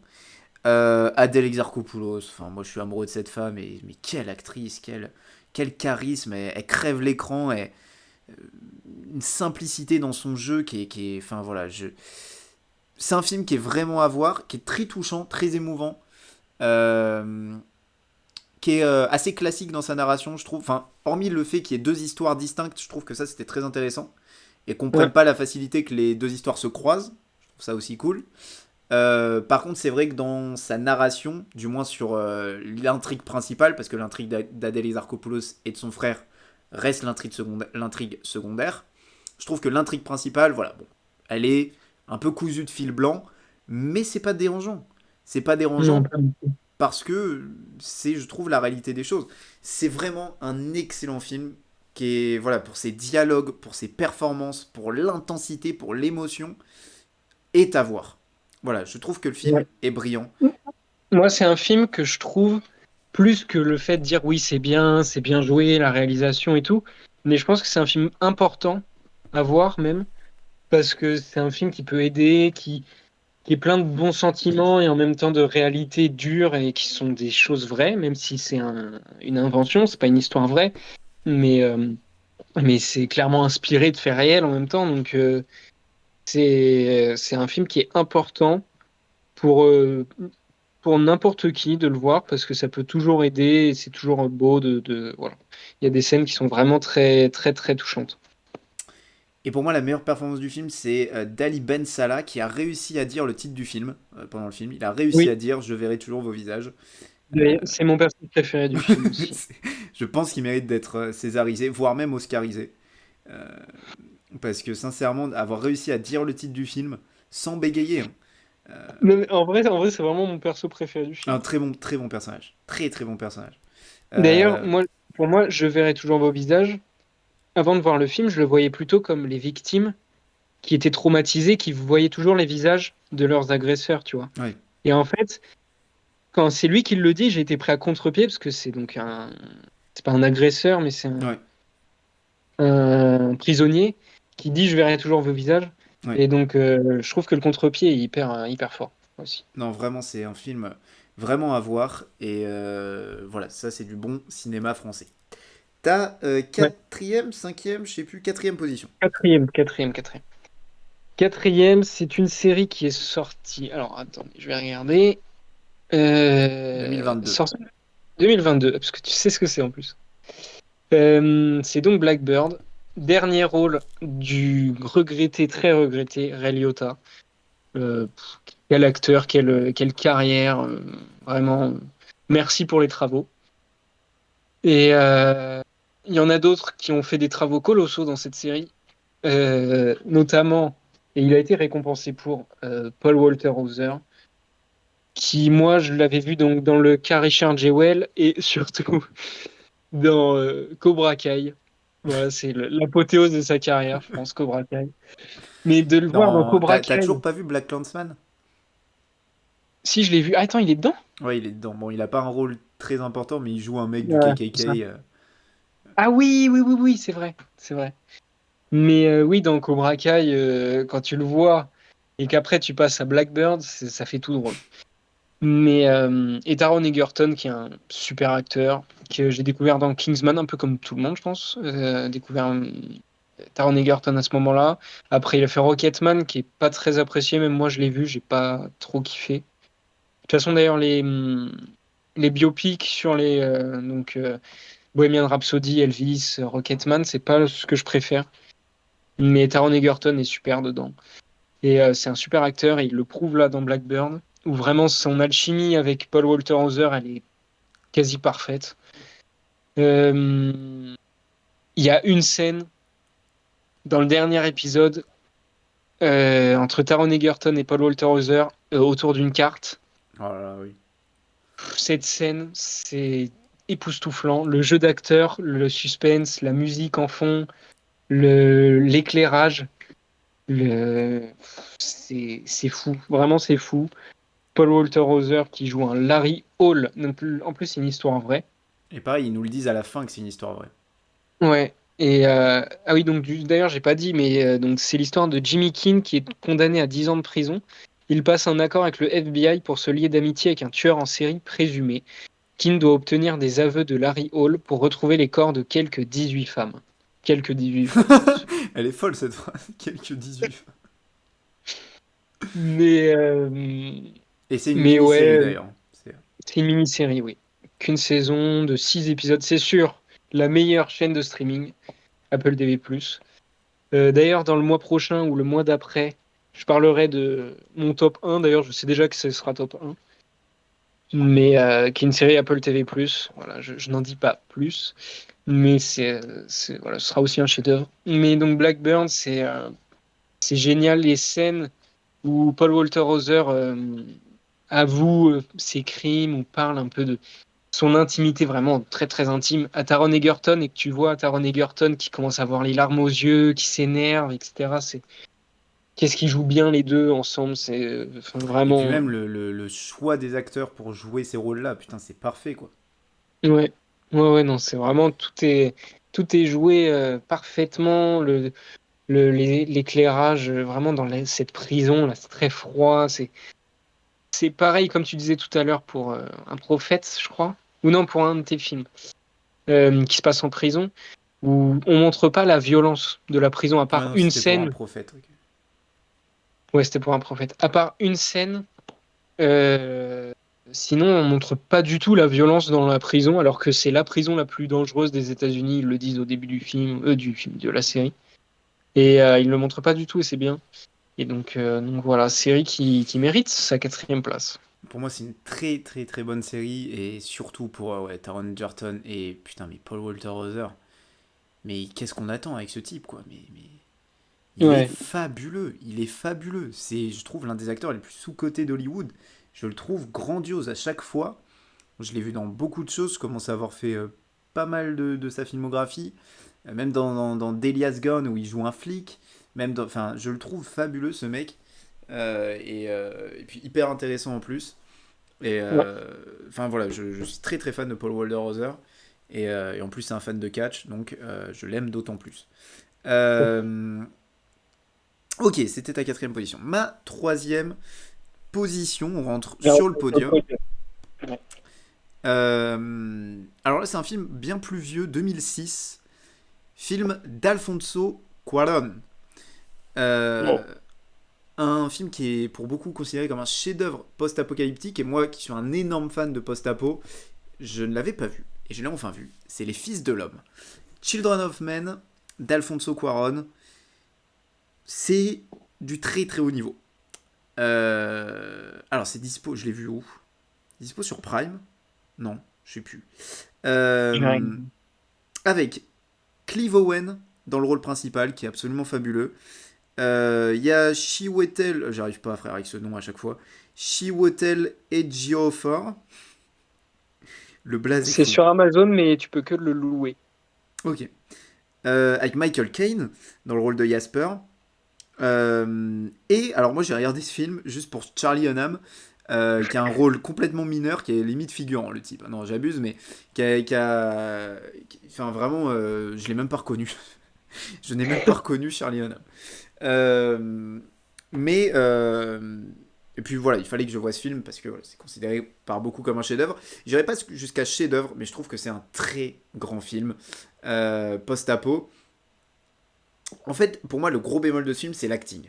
Parce qu'autant Ouais. Clive Owen fait un vrai bon taf, autant Michael Caine, bon, c'est Michael Caine. Chiwetel Ejiofor est très bon. Julianne Amour, pour le peu de temps qu'elle est là, est très bonne. Mais le reste du cast, alors je vais pas avoir le nom. Alors est-ce que je vais trouver son nom à cette dame? Mais il faut arrêter l'acting, hein. Comment elle s'appelle? Oh, ça me casse les couilles. Bon, elle mérite même pas que je le dise. Parce que Ah oui, vraiment, carrément. non, mais elle a un rôle très important. Alors, le synopsis, c'est Clive Owen. Voilà, fin du synopsis. Non, on est en 2027. Et en fait, les femmes sont devenues stériles. Depuis, genre, je dirais 10 piges. Et miraculeusement, une femme tombe enceinte. Oh. Et Clive Owen va se retrouver à l'amener d'un point A à un point B. Et cette femme enceinte, elle joue extrêmement mal. Vraiment, j'ai trouvé que c'était catastrophique. Donc c'est vrai que ça m'a un peu sorti du truc. Et il n'y a pas qu'elle, tous les rôles secondaires, c'est vraiment compliqué. Sauf Charlie Hunnam. Voilà, évidemment. Mais c'est vraiment le gros bémol, je trouve, du film. Vraiment, elle, c'était mais vraiment pitoyable. Euh, Maintenant, occultons ça, le film est magnifique dans sa réalisation. Il est connu pour ses plans séquences. Et je pense à un plan séquence où il y a une explosion. Bon, il est très connu ce plan séquence, c'est la zinzinade. C'est magnifique, c'est incroyable. Voilà, je trouve que le film est esthétiquement très fort. Euh, bon, je sais pas grand chose à dire, je trouve que le synopsis est génial. Voilà. Ok. Bah écoute, T'en avais entendu parler de ce film? je connais de nom Children of Men, bah, je pense que c'est un classique, parce que vraiment j'ai déjà entendu parler, mais je l'ai jamais vu. Vraiment, je le recommande. Il est vraiment très beau. Il y a une scène que je trouve très très émouvante. Euh, Ça ressemble et, un peu à Mad Max, là, ce que tu me dis. ouais, ouais, dans l'idée, il y a ce truc de. Bon, c'est quand même beaucoup moins d'action, Hmm. même s'il y a ce plan séquence là de zinzin, mais beaucoup de plans séquences. C'est du grand, grand Alfonso Cuarón. Et ouais, il y a une scène que je trouve très touchante qui questionne l'humanité dans un monde post-apocalyptique et qui redonne espoir en l'humanité dans un monde post-apocalyptique où il y en a quasiment plus. Je trouve Hmm. que le film est vraiment, vraiment brillant. Non, c'est vraiment, voilà, ça mérite amplement cette troisième place. Très, très bonne découverte. Children of Men. Et très bon titre d'ailleurs, genre le titre du film. Ouais, moi aussi. Euh, Théo, quelle est ta troisième place? Alors, c'est un film que je ne m'attendais pas à apprécier autant. Enfin, vu les critiques, je me disais bah, que ça doit être bien quand même, mais au début, quand ça a été annoncé, je me suis dit le seul argument de pourquoi je vais regarder le film, c'est Taron Egerton. Parce que c'est Tetris, donc le film d'Apple TV+, encore une fois. Taron Egerton aime bien Apple TV+. Alors, je suis en train de voir, les producteurs, c'est Matthew Vaughn, donc celui qui a fait les Kingsman, Claudia Schiffer, donc c'est pas mal. C'est réalisé par John S. Baird, et c'est un film donc sur la création, non, pas la création, je vais dire le synopsis, ce sera plus rapide. L'incroyable histoire du plus populaire des jeux vidéo et comment il a rencontré la ferveur des joueurs du monde entier. Hank Rogers découvre Tetris en 1988 et risque le tout pour le tout lorsqu'il se rend en URSS où il s'allie à Alexei Pajitnov pour faire connaître le jeu au monde entier. Et en fait, c'est un thriller d'espionnage. Et de se dire que c'est une histoire vraie, c'est absolument dingue. Je sais pas s'il y a eu une marge de manœuvre un peu où ils ont un peu inventé quelques trucs. Mais si c'est vraiment cette histoire-là qui s'est passée, c'est une histoire de malade. Genre, c'est juste pour Tetris, et pourtant, c'est un truc où il y a des gens qui ont risqué leur vie. Enfin, et donc, il y a Taron Egerton qui fait partie de ces gens-là. En fait, Taron Egerton, au début du film, c'est un vendeur de jeux vidéo dans un salon de jeux vidéo au Japon, où chacun présente son jeu. Donc, lui, il est un peu au marché, il dit venez jouer à mon jeu, machin, tout ça. Et il arrive à un stand où il y a donc le Tetris. Et, euh, et donc là, il y joue, il y a tout le monde qui y joue et tout, et personne ne sait de qui a fait ce jeu. Et en fait, c'est un mec qui l'a même pas fait pour être connu ou je sais pas quoi. C'est un mec en URSS, parce que c'était à l'époque où c'était encore l'URSS, qui, euh, qui a créé ce jeu-là pour kiffer et tout. Et du coup, il ne sait même pas qu'il est très connu. Alors que c'est le jeu auquel tout le monde joue, mais lui, il le sait même pas. Et en fait, donc Taron Egerton, il veut racheter les droits et tout, et donc lui, il se dit, bah, ça va tellement se vendre bien, machin et tout. En plus, c'est le début des consoles de jeux, donc Sega Mega Drive, tout ça, les premières PlayStation et tout. Et, euh, et donc là, il voit le truc et il se dit, mais ça, si ça se vend, enfin, on peut devenir millionnaire, quoi. Et donc, il va en URSS, sauf que le problème, c'est qu'il y a d'autres sociétés de jeux vidéo, des grandes sociétés, avec un personnage donc, qui est le patron de cette société, qui est joué par Roger Allam, qui on dirait Harvey Weinstein. Vraiment, il est horrible. C'est le typique du méchant dégueulasse, là, du patron d'entreprise multimilliardaire et tout. Et en fait, ça va être une guerre pour avoir les droits du jeu vidéo. Et sauf que l'URSS, vu qu'ils voient que le jeu marche très bien, bah, eux, ils veulent le garder. Et du coup, s'ensuit une guerre pour avoir les droits et tout, sauf qu'il y a de la corruption avec la police de l'URSS, machin. Enfin, ça devient un thriller d'espionnage avec une scène en réalisation qui est géniale en voiture, qui est géniale. Il y a la musique de Tetris, la musique hyper connue. Quand tu joues à Tetris, c'est la musique classique, je crois. Et qui est en fait revisitée pendant tout le film dans plein de styles différents. Tu vois, il y a un moment c'est du rock, il y a un moment c'est en musique classique, il y a un moment, enfin tu vois. Et donc ça c'est hyper bien fait et aussi il y a des musiques qui sont pas faites pour le film, qui sont des musiques connues, qui sont mises dans le film et qui sont revisitées. Il y a un moment I Need a Hero qui est revisité en mode Tetris et c'est très très très bien. Et donc vraiment Tetris, super bonne surprise. Thriller d'espionnage russe avec un personnage, donc celui qui joue celui qui a créé Tetris. L'acteur s'appelle Nikita. Donc voilà, je trouve ça marrant. Nikita Efremov. Et, euh, et donc voilà, je conseille Tetris sur Apple TV+. C'est un film de 1h58 avec Taron Egerton qui est génial dedans, qui fait vraiment kiffer. Et voilà, je Mais c'est vrai que recommande. c'est très étonnant quand t'as un film qui s'appelle Tetris de partir sur ça, quoi. Mais Ouais, bah, moi, en il est fait, sur ma liste, faut que je le voie. ouais, Et puis, c'est- je commence à beaucoup aimer Taron Egerton. Et, euh, et non, en vrai, ça a l'air. Le contre-pied a l'air assez fou, quoi. De se dire. ouais, bah, en fait, quand tu te dis que c'est une histoire vraie, c'est une dinguerie, quoi. Hmm. Tetris, en tout cas, bon, Apple Télé, apparemment, encore très fort. On les aime. Ouais. On passe à ma deuxième place. Alors, j'ai énormément hésité entre enfin, qui mettre premier. Et j'ai finalement décidé de mettre en deuxième position un film qui s'appelle Jokey. Alors, Jokey, on retombe dans le Sundance. C'est un film de fin d'année 2021, réalisé par un certain Clint Bentley. Mhm. Euh, alors, c'est typiquement pareil, le genre de film qui me touche et que j'aime énormément. Le rôle principal est à Clifton Collins Jr., qui est un acteur que j'aime beaucoup. On a également Moises Arias dans ce film.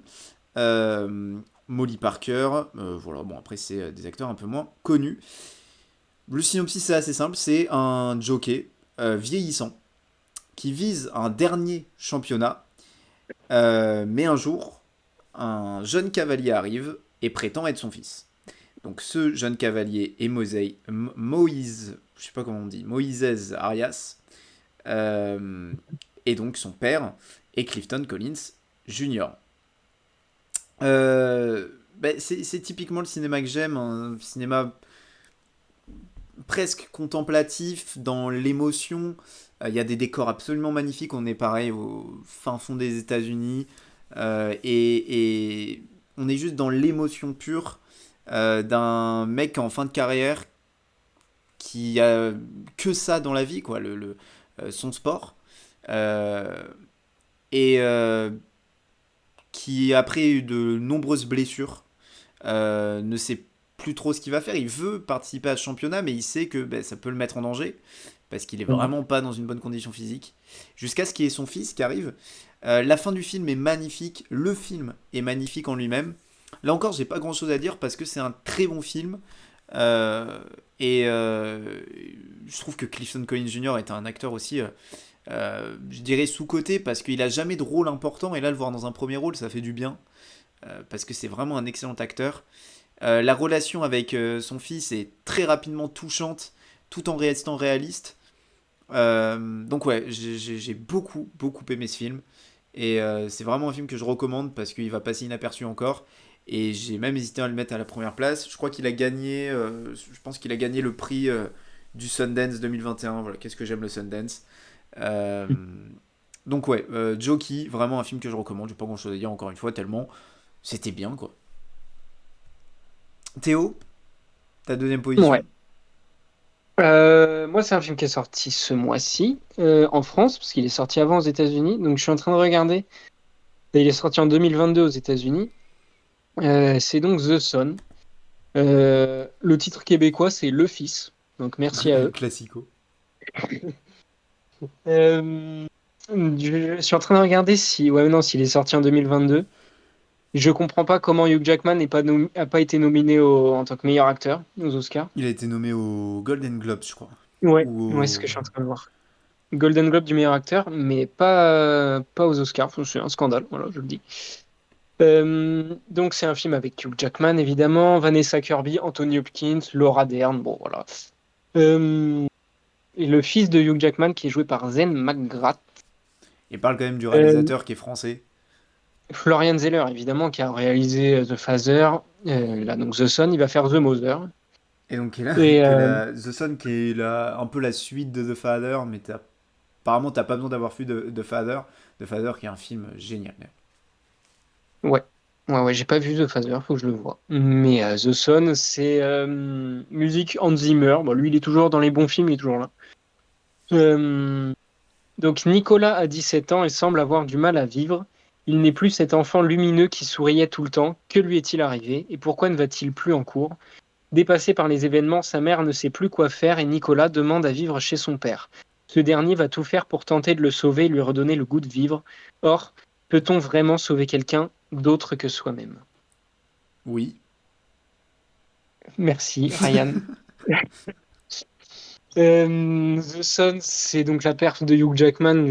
J'en ai encore des frissons. Euh, j'ai vu des vidéos YouTube après avec lui qui parle et on dirait lui, enfin on dirait son personnage dans le film. Enfin Hugh Jackman, c'est quelqu'un t'as envie de l'avoir dans ta famille. C'est dans le film, il est tellement réel. Enfin, c'est palpable les sentiments qu'il ressent pour son fils, sa femme. Parce qu'en gros, donc, Hugh Jackman est avec Vanessa Kirby, parce qu'il est séparé donc, de son ex-femme Laura Dern. Et donc, il a un enfant qui vient juste de naître avec Vanessa Kirby. Et donc, il y a Zen McGrath, donc le fils de Hugh Jackman et Laura Dern, qui demande à déménager et qui arrive chez Hugh Jackman et Vanessa Kirby. Donc, il y a aussi la relation entre le fils de Hugh Jackman et Vanessa Kirby, qui est donc sa belle-mère et donc son petit frère, qui essaye de se donner une raison de vivre aussi à travers son petit frère. Il se dit bah, peut-être que mon petit frère, c'est une solution aussi. Mais donc, c'est vraiment un Nicolas, donc, il est vraiment au bout de sa vie. Il a 17 ans et il y a toute une scène où il parle de faire une soirée, de sortir avec ses amis. Et donc, il y a un dialogue entre Hugh Jackman et lui. Et cette scène, elle est d'une puissance avec une musique, enfin des danses et tout de Hugh Jackman et de Zen McGrath, tout ça, c'est hyper puissant. Et la réalisation, elle est sobre mais hyper efficace. Pareil, une scène entre Hugh Jackman et Anthony Hopkins. Anthony Hopkins, il a une scène de 3 minutes. Carrément, j'ai envie de le nommer aux Oscars. Mais, euh, mais Hugh Jackman, pour moi, il vole le film alors que enfin, c'est lui l'acteur principal, donc il ne vole pas le film, mais chaque scène avec lui, c'est d'un impact, il y a des flashbacks aussi qui sont d'une puissance. Enfin, vraiment, moi, Hugh Jackman, il m'a ému, mais tellement. Et puis ce film, c'est. Alors, je sais pas, si vous êtes déprimé dans votre vie, je sais pas s'il faut absolument pas le voir ou absolument le voir, parce que si t'es déjà triste à la fin du film, tu te tires une balle, quoi, parce que c'est vraiment très, très triste, très, très dur. Faut vraiment être prêt pour ce film. Mais en même temps, c'est un coach de vie, ce film aussi. Et, euh, et donc, voilà, The Son, je ne peux que recommander. Hugh Jackman, merci d'exister. Et voilà, c'est fabuleux. Moi, faut que je le voie aussi. Je voulais le voir au cinéma, mais je crois que c'était jamais les bons horaires pour moi. Enfin, parce que je voulais le voir en VO, et puis les peu d'horaires que je trouvais, c'était en VF, ou les horaires où en VO, je pouvais pas y aller. Donc, il faut que je le voie, mais du coup, ce sera pas au cinéma. Ouais. Et puis, il fallait que je voie The Father avant. Et The Father, je l'ai vu il y a pas longtemps, et je l'ai pris en DVD, parce que c'est un excellent film. Vraiment, The Father, c'est du très haut niveau. Puis je fais confiance à Florian Zeller pour raconter une histoire. Il est très très fort. Ouais. Ma première position, c'est un film Netflix de 2021, je crois, réalisé par Cornel Mundruzo, Pieces of a Woman, avec, alors, Ah, encore une fois, avec Shia LaBeouf, qui était aussi premier. Bon, là, Shia LaBeouf n'est que acteur, puisque le mois dernier, il était premier de mon classement pour Honey Boy.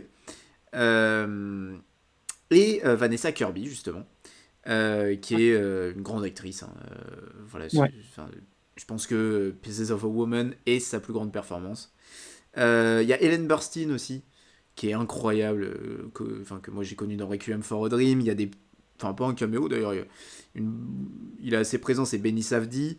Il y a Molly Parker qui était dans Jockey juste avant. Donc un très beau cast. C'est un film Netflix. Et d'ailleurs, Vanessa Kirby a été nommée pour l'Oscar de la meilleure actrice. C'est tout simplement une femme, un couple, qui attend un enfant. Et on a, je dirais, 5 minutes avant la grande scène du film. C'est un putain de plan séquence de 15 minutes. Et tu t'encules un plan séquence. J'attendais. Excuse-moi, on pense à Kemar à chaque fois. Mais tu t'encules un plan séquence de la naissance d'un enfant. Alors la naissance à domicile d'un enfant, puisque le couple a décidé de faire ça à domicile, et pas dans Mhm. un lieu austère comme un hôpital. Ouais. Et donc pour ça, ils ont une sage-femme. Le problème, c'est que la sage-femme, le soir de l'accouchement, la sage-femme qu'ils ont n'est pas disponible. Ils vont donc, la Ok. sage-femme qu'ils ont habituellement va en contacter une autre. Et donc c'est cette sage-femme qui va s'occuper de la naissance du bébé. Le plan Ok. séquence est absolument... Enfin, je sais pas si on se rend compte, un plan séquence de 15 putains de minutes. Je sais pas si on se rend compte. À tourner, ça doit être. Et encore peut-être 20 minutes, je sais plus exactement, mais c'est vraiment zinzin. Et surtout qu'on change pas mal de décors, on suit 3 personnages, même si le personnage forcément de Vanessa Kirby reste au même, enfin quasiment au même endroit. Euh, c'est assez dingue. Vanessa Kirby et c'est très dur à voir aussi parce qu'on ressent la douleur d'une femme qui est en train d'accoucher, du stress aussi, Bon, ça va, il y a pire, hein. mais insupportable. Mais le mais vraiment le plan séquence, enfin tu rentres instantanément dans le film et je trouve que c'est brillant d'avoir fait ça parce que t'es direct impliqué dans le film, c'est assez fou. Et malheureusement cet accouchement va finir par la mort du bébé. Ah, moyen. Le A, bon, pas cool. Donc la Pardon. mort du... Alors attends, parce que c'est très drôle parce que j'ai Pieces of a Woman à côté de l'affiche de The Sun. Bon, c'est Euh, peut-être pas le c'est meilleur... cocasse. c'est cocasse. Mais donc il y a ce truc abrupt de la mort du bébé. Et on voit tout de suite Vanessa Kirby aller au travail un mois plus tard. Et donc en fait, le premier plan du film en soi, c'est donc Shia LaBeouf qui en gros, son métier, c'est de construire un pont.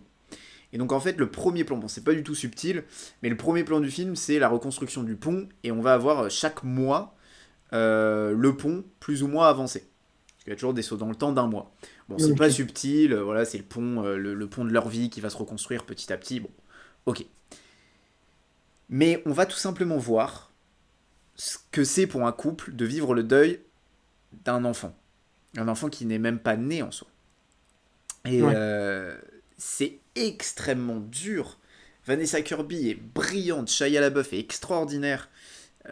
Le couple marche très bien, il y a une alchimie et une non-alchimie à la fois parce que ils vont tous les deux se détruire complètement. Il y a une scène qui est terrible à regarder, c'est à la limite du viol de Shia LaBeouf envers Vanessa Kirby, du viol conjugal. C'est très dur à regarder. Shia LaBeouf qui est presque un animal. Enfin, c'est un film qui est très dur psychologiquement et je trouve que... Alors il dure combien de temps? Il dure 2 heures. Je trouve que la première heure est brillante et la deuxième heure est très bonne mais perd un peu en rythme et en intensité. Mais il y a des scènes, beaucoup de scènes marquantes, beaucoup de plans séquences. Le plan séquence dans l'appartement de la mère de Vanessa Kirby est vraiment très pertinent. Où, en fait, la mère de Vanessa Kirby, donc jouée par... merde, comment elle s'appelle? Hélène Burstyn. Donc la mère, elle, veut en gros incinérer l'enfant. Tandis que Vanessa Kirby veut donner le corps de l'enfant à la science. Et Shia LaBeouf, lui, est plus du côté de la mère de Vanessa Kirby, donc ça va créer aussi Ok. beaucoup de tensions dans le couple. Et en fait, la mère va insister, et puis il y a une scène où Vanessa Kirby va craquer, quoi, va lui dire c'est mon enfant, etc. Enfin, très dur, Vanessa Kirby, elle est d'une justesse. Et je sais pas qui, pareil, prend l'Oscar cette année-là, mais donc on est en 2020, donc du coup ça doit être les Oscars 2021. Mais alors faut savoir que Et puis il n'y en a si, pas eu. Il n'y en a pas eu en 2021, avec le Covid. si on a eu, parce que The Father prend l'Oscar du meilleur film. Et Ah Hopkins ouais? prend l'Oscar du meilleur acteur. Ah oui, c'est vrai. c'est vrai. Donc, je sais pas. Mais alors, faut savoir que Pieces of a Woman a été un peu boycotté suite à l'affaire Shia LaBeouf. Bon, je vais pas reparler de l'affaire Shia LaBeouf, j'en ai parlé le mois dernier. Mais voilà, le film a été un peu boycotté. Ah, c'est Frances McDormand pour Nomadland. Non, Ah non. Vanessa Kirby aurait dû le prendre. J'aime beaucoup Frances McDormand, j'aime beaucoup Nomadland, c'est un film que j'aime énormément, de Chloé Zhao, qui est une incroyable réalisatrice. Celle qui D'ailleurs, a réalisé Eternals, d'ailleurs. ouais, et d'ailleurs ce mois-ci j'ai vu The Rider, un autre film de Chloé Zhao que j'ai pas mis dans la liste de 10, mais qui est un film très cool.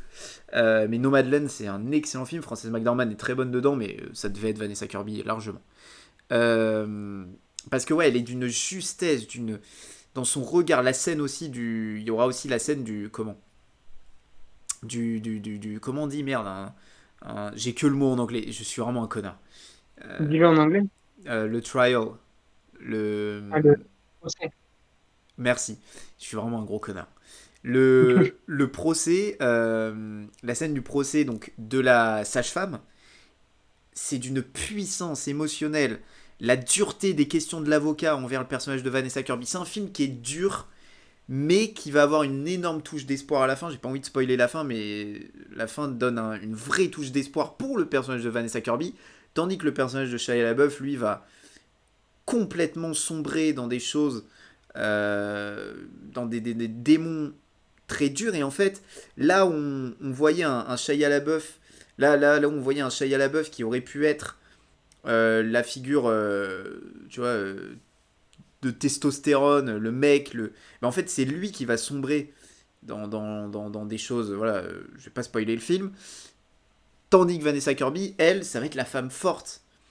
Et il y a une vraie dualité. C'est un film qui est brillant, très bien écrit. La réalisation est magnifique. Vraiment, il y a des plans extraordinaires. Et encore une fois, ces plans séquences, la réalisation de ce film, mon Dieu, pour moi, c'est un très grand film qui pêche effectivement de la deuxième heure, qui traîne un peu Mm. en longueur. Mais je trouve que c'est vraiment, vraiment un très, très grand film. Donc c'est ma première place de ce mois-ci. Voilà, bon, je suis un très grand fan de l'acteur qui est Shia LaBeouf, de Ouais. l'acteur évidemment. Mais je suis un très grand fan de ce qu'il fait. Et là, vraiment, je trouve que c'est peut-être son meilleur rôle à Shia LaBeouf. Et Vanessa Kirby est extraordinaire. Je recommande vraiment Pieces of a Woman. C'est voilà, c'est du très très très très grand cinéma. Théo, quelle est donc ta première place ce mois-ci? Ma première place, c'est un film dont on a parlé où toi, t'étais pas d'accord. Alors, t'as bien aimé, mais t'étais pas d'accord sur l'avis qu'on avait sur le film. C'est Will Hunting de Gus Van Sant. Évidemment, Matt Damon, Ben Affleck, Robin Williams, Cole Hauser, Casey Affleck, Stellan Skarsgård, le roi de ce monde. Stellan Skarsgård dans Andor, il a un monologue. C'est mon monologue préféré de l'histoire du cinéma. C'est dire. Aparté terminé. Will Hunting, donc je pense que voilà, c'est un truc très très très connu, mais est un authentique génie, mais également un rebelle aux élans imprévisibles. Il est né dans le quartier populaire de South Boston et a arrêté très tôt ses études, refusant le brillant avenir que pouvait lui procurer son intelligence. Il vit désormais entouré d'une bande de copains et passe son temps dans les bars à chercher la bagarre. C'est alors que ses dons prodigieux en mathématiques attirent l'attention du professeur Lambeau du Massachusetts Institute of Technology. C'est sorti en 98 Il y en a un H France. à Ben Affleck. Il n'y a pas de H à Ben Affleck. Non, il n'y a Pardon. pas de H Mais avec sur Netflix. l'affiche, mec, ils ont mis un H à Ben Affleck. Bon, excusez-moi. Ils ont gagné l'Oscar du meilleur scénario original, l'Oscar du meilleur acteur dans un second rôle, ça doit être Robin Williams, le Golden Globe du meilleur scénario, tout ça. Le premier scénario écrit par Ben Affleck et Matt Damon. Et ils ont gagné. D'ailleurs, ils ont fait un nouveau film qui est sorti il y a pas longtemps, là, ou qui va sortir. R, Ou qui est sorti aux R. US, je crois. Et ça, je l'ai mis dans ma liste, donc je le vois. Mais donc c'est un film qui est. Donc toi, tu trouvais qu'il n'y avait pas vraiment de dialogue marquant, mais enfin à part un que tu me disais avec Ben Affleck et Matt Damon. Mais moi, après Un de deux, il Robin y a celui Williams. avec Ben Affleck et Damon et le It's Not Your Fault, It's Not Your Fault Ah de... oui, oui, c'est vrai, c'est vrai, c'est vrai. Mais oui, moi, Robin Williams, c'est l'un des acteurs qui me touche le plus dans son jeu. Genre vraiment. les émotions, je sais pas, ce mec, c'est. Je suis désolé, il faut que je parle de l'affiche parce qu'il n'y a rien qui va. Il y a Matt Damon à gauche et Robin Williams à droite et ils ont mis le nom Robin Williams à gauche et le nom Matt Damon, il n'y a rien qui va sur l'affiche. Ah oui, oui, je vois l'affiche. Ils ont mis Ben Affleck avec un... Bon, faut supprimer, hein. Mais Robin Williams, c'est horrible, voilà, il s'est suicidé, mais c'était un acteur qui arrivait à transmettre des émotions tellement humaines et des dialogues tellement puissants et des films puissants. Et Will Hunting, c'est un feel-good movie par excellence. C'est la relation entre chaque personnage. Et évidemment, le meilleur dialogue du film, c'est celui entre Ben Affleck et Matt Damon, qui est d'une puissance sans nom. Stellan Skarsgård, Robin Williams, Matt Damon, Ben Affleck, ces quatre-là. Ben Affleck, on le voit moins que les trois autres, mais les quatre, ils sont incroyables. Je suis pas un grand fan de Matt Damon. Enfin, en tout cas, plus maintenant. J'aime bien les films dans lesquels il joue, mais lui, je le trouve moins. Je sais pas, je suis pas fan. Ben Affleck, j'aime juste pas son Batman. J'adore son Bruce Wayne, voilà, pour dissocier les deux. Ben Affleck, il Mais me casse les couilles. moi, ouais, je suis pas trop Je fan. suis très fan de Casey, mais Ben... Mais si, moi, Ben, quand même, il y a certains trucs, et notamment là, où j'aime beaucoup. Donc, euh, donc non, film absolument incroyable. Encore une fois, coach de vie, ce film. Mais je vais le dire souvent hein, pour plein de films. Mais voilà, c'est Mais un grand film. moi, je trouve que ce film est très bon et la preuve en est, c'est qu'il est dans ma collection de DVD.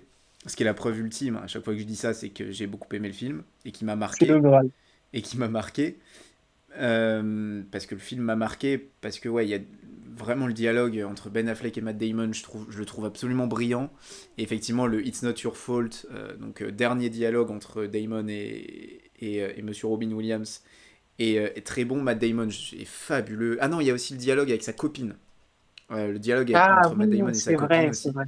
qui est très très bon. Robin Williams, voilà, bon, c'est Robin Williams, il est extraordinaire.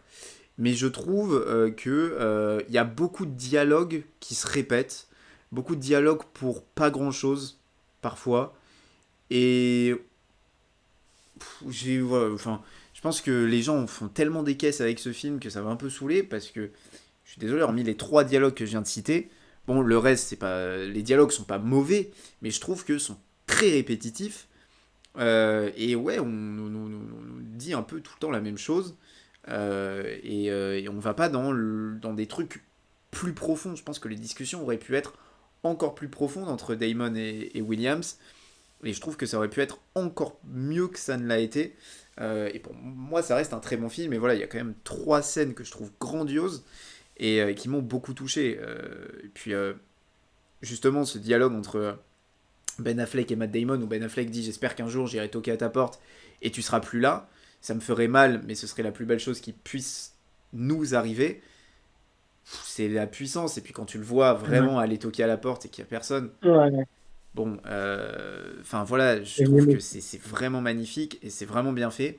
Mais maintenant, oui, je trouve que c'est un film qui aurait, en fait, je pense que ça aurait pu être tellement encore mieux que ça l'a été, que ouais, je pense qu'il y a un peu une frustration de me dire euh, ça aurait pu être encore plus profond et traiter encore plus de sujets parce que je trouve que malheureusement on ne traite pas tant de sujets que ça.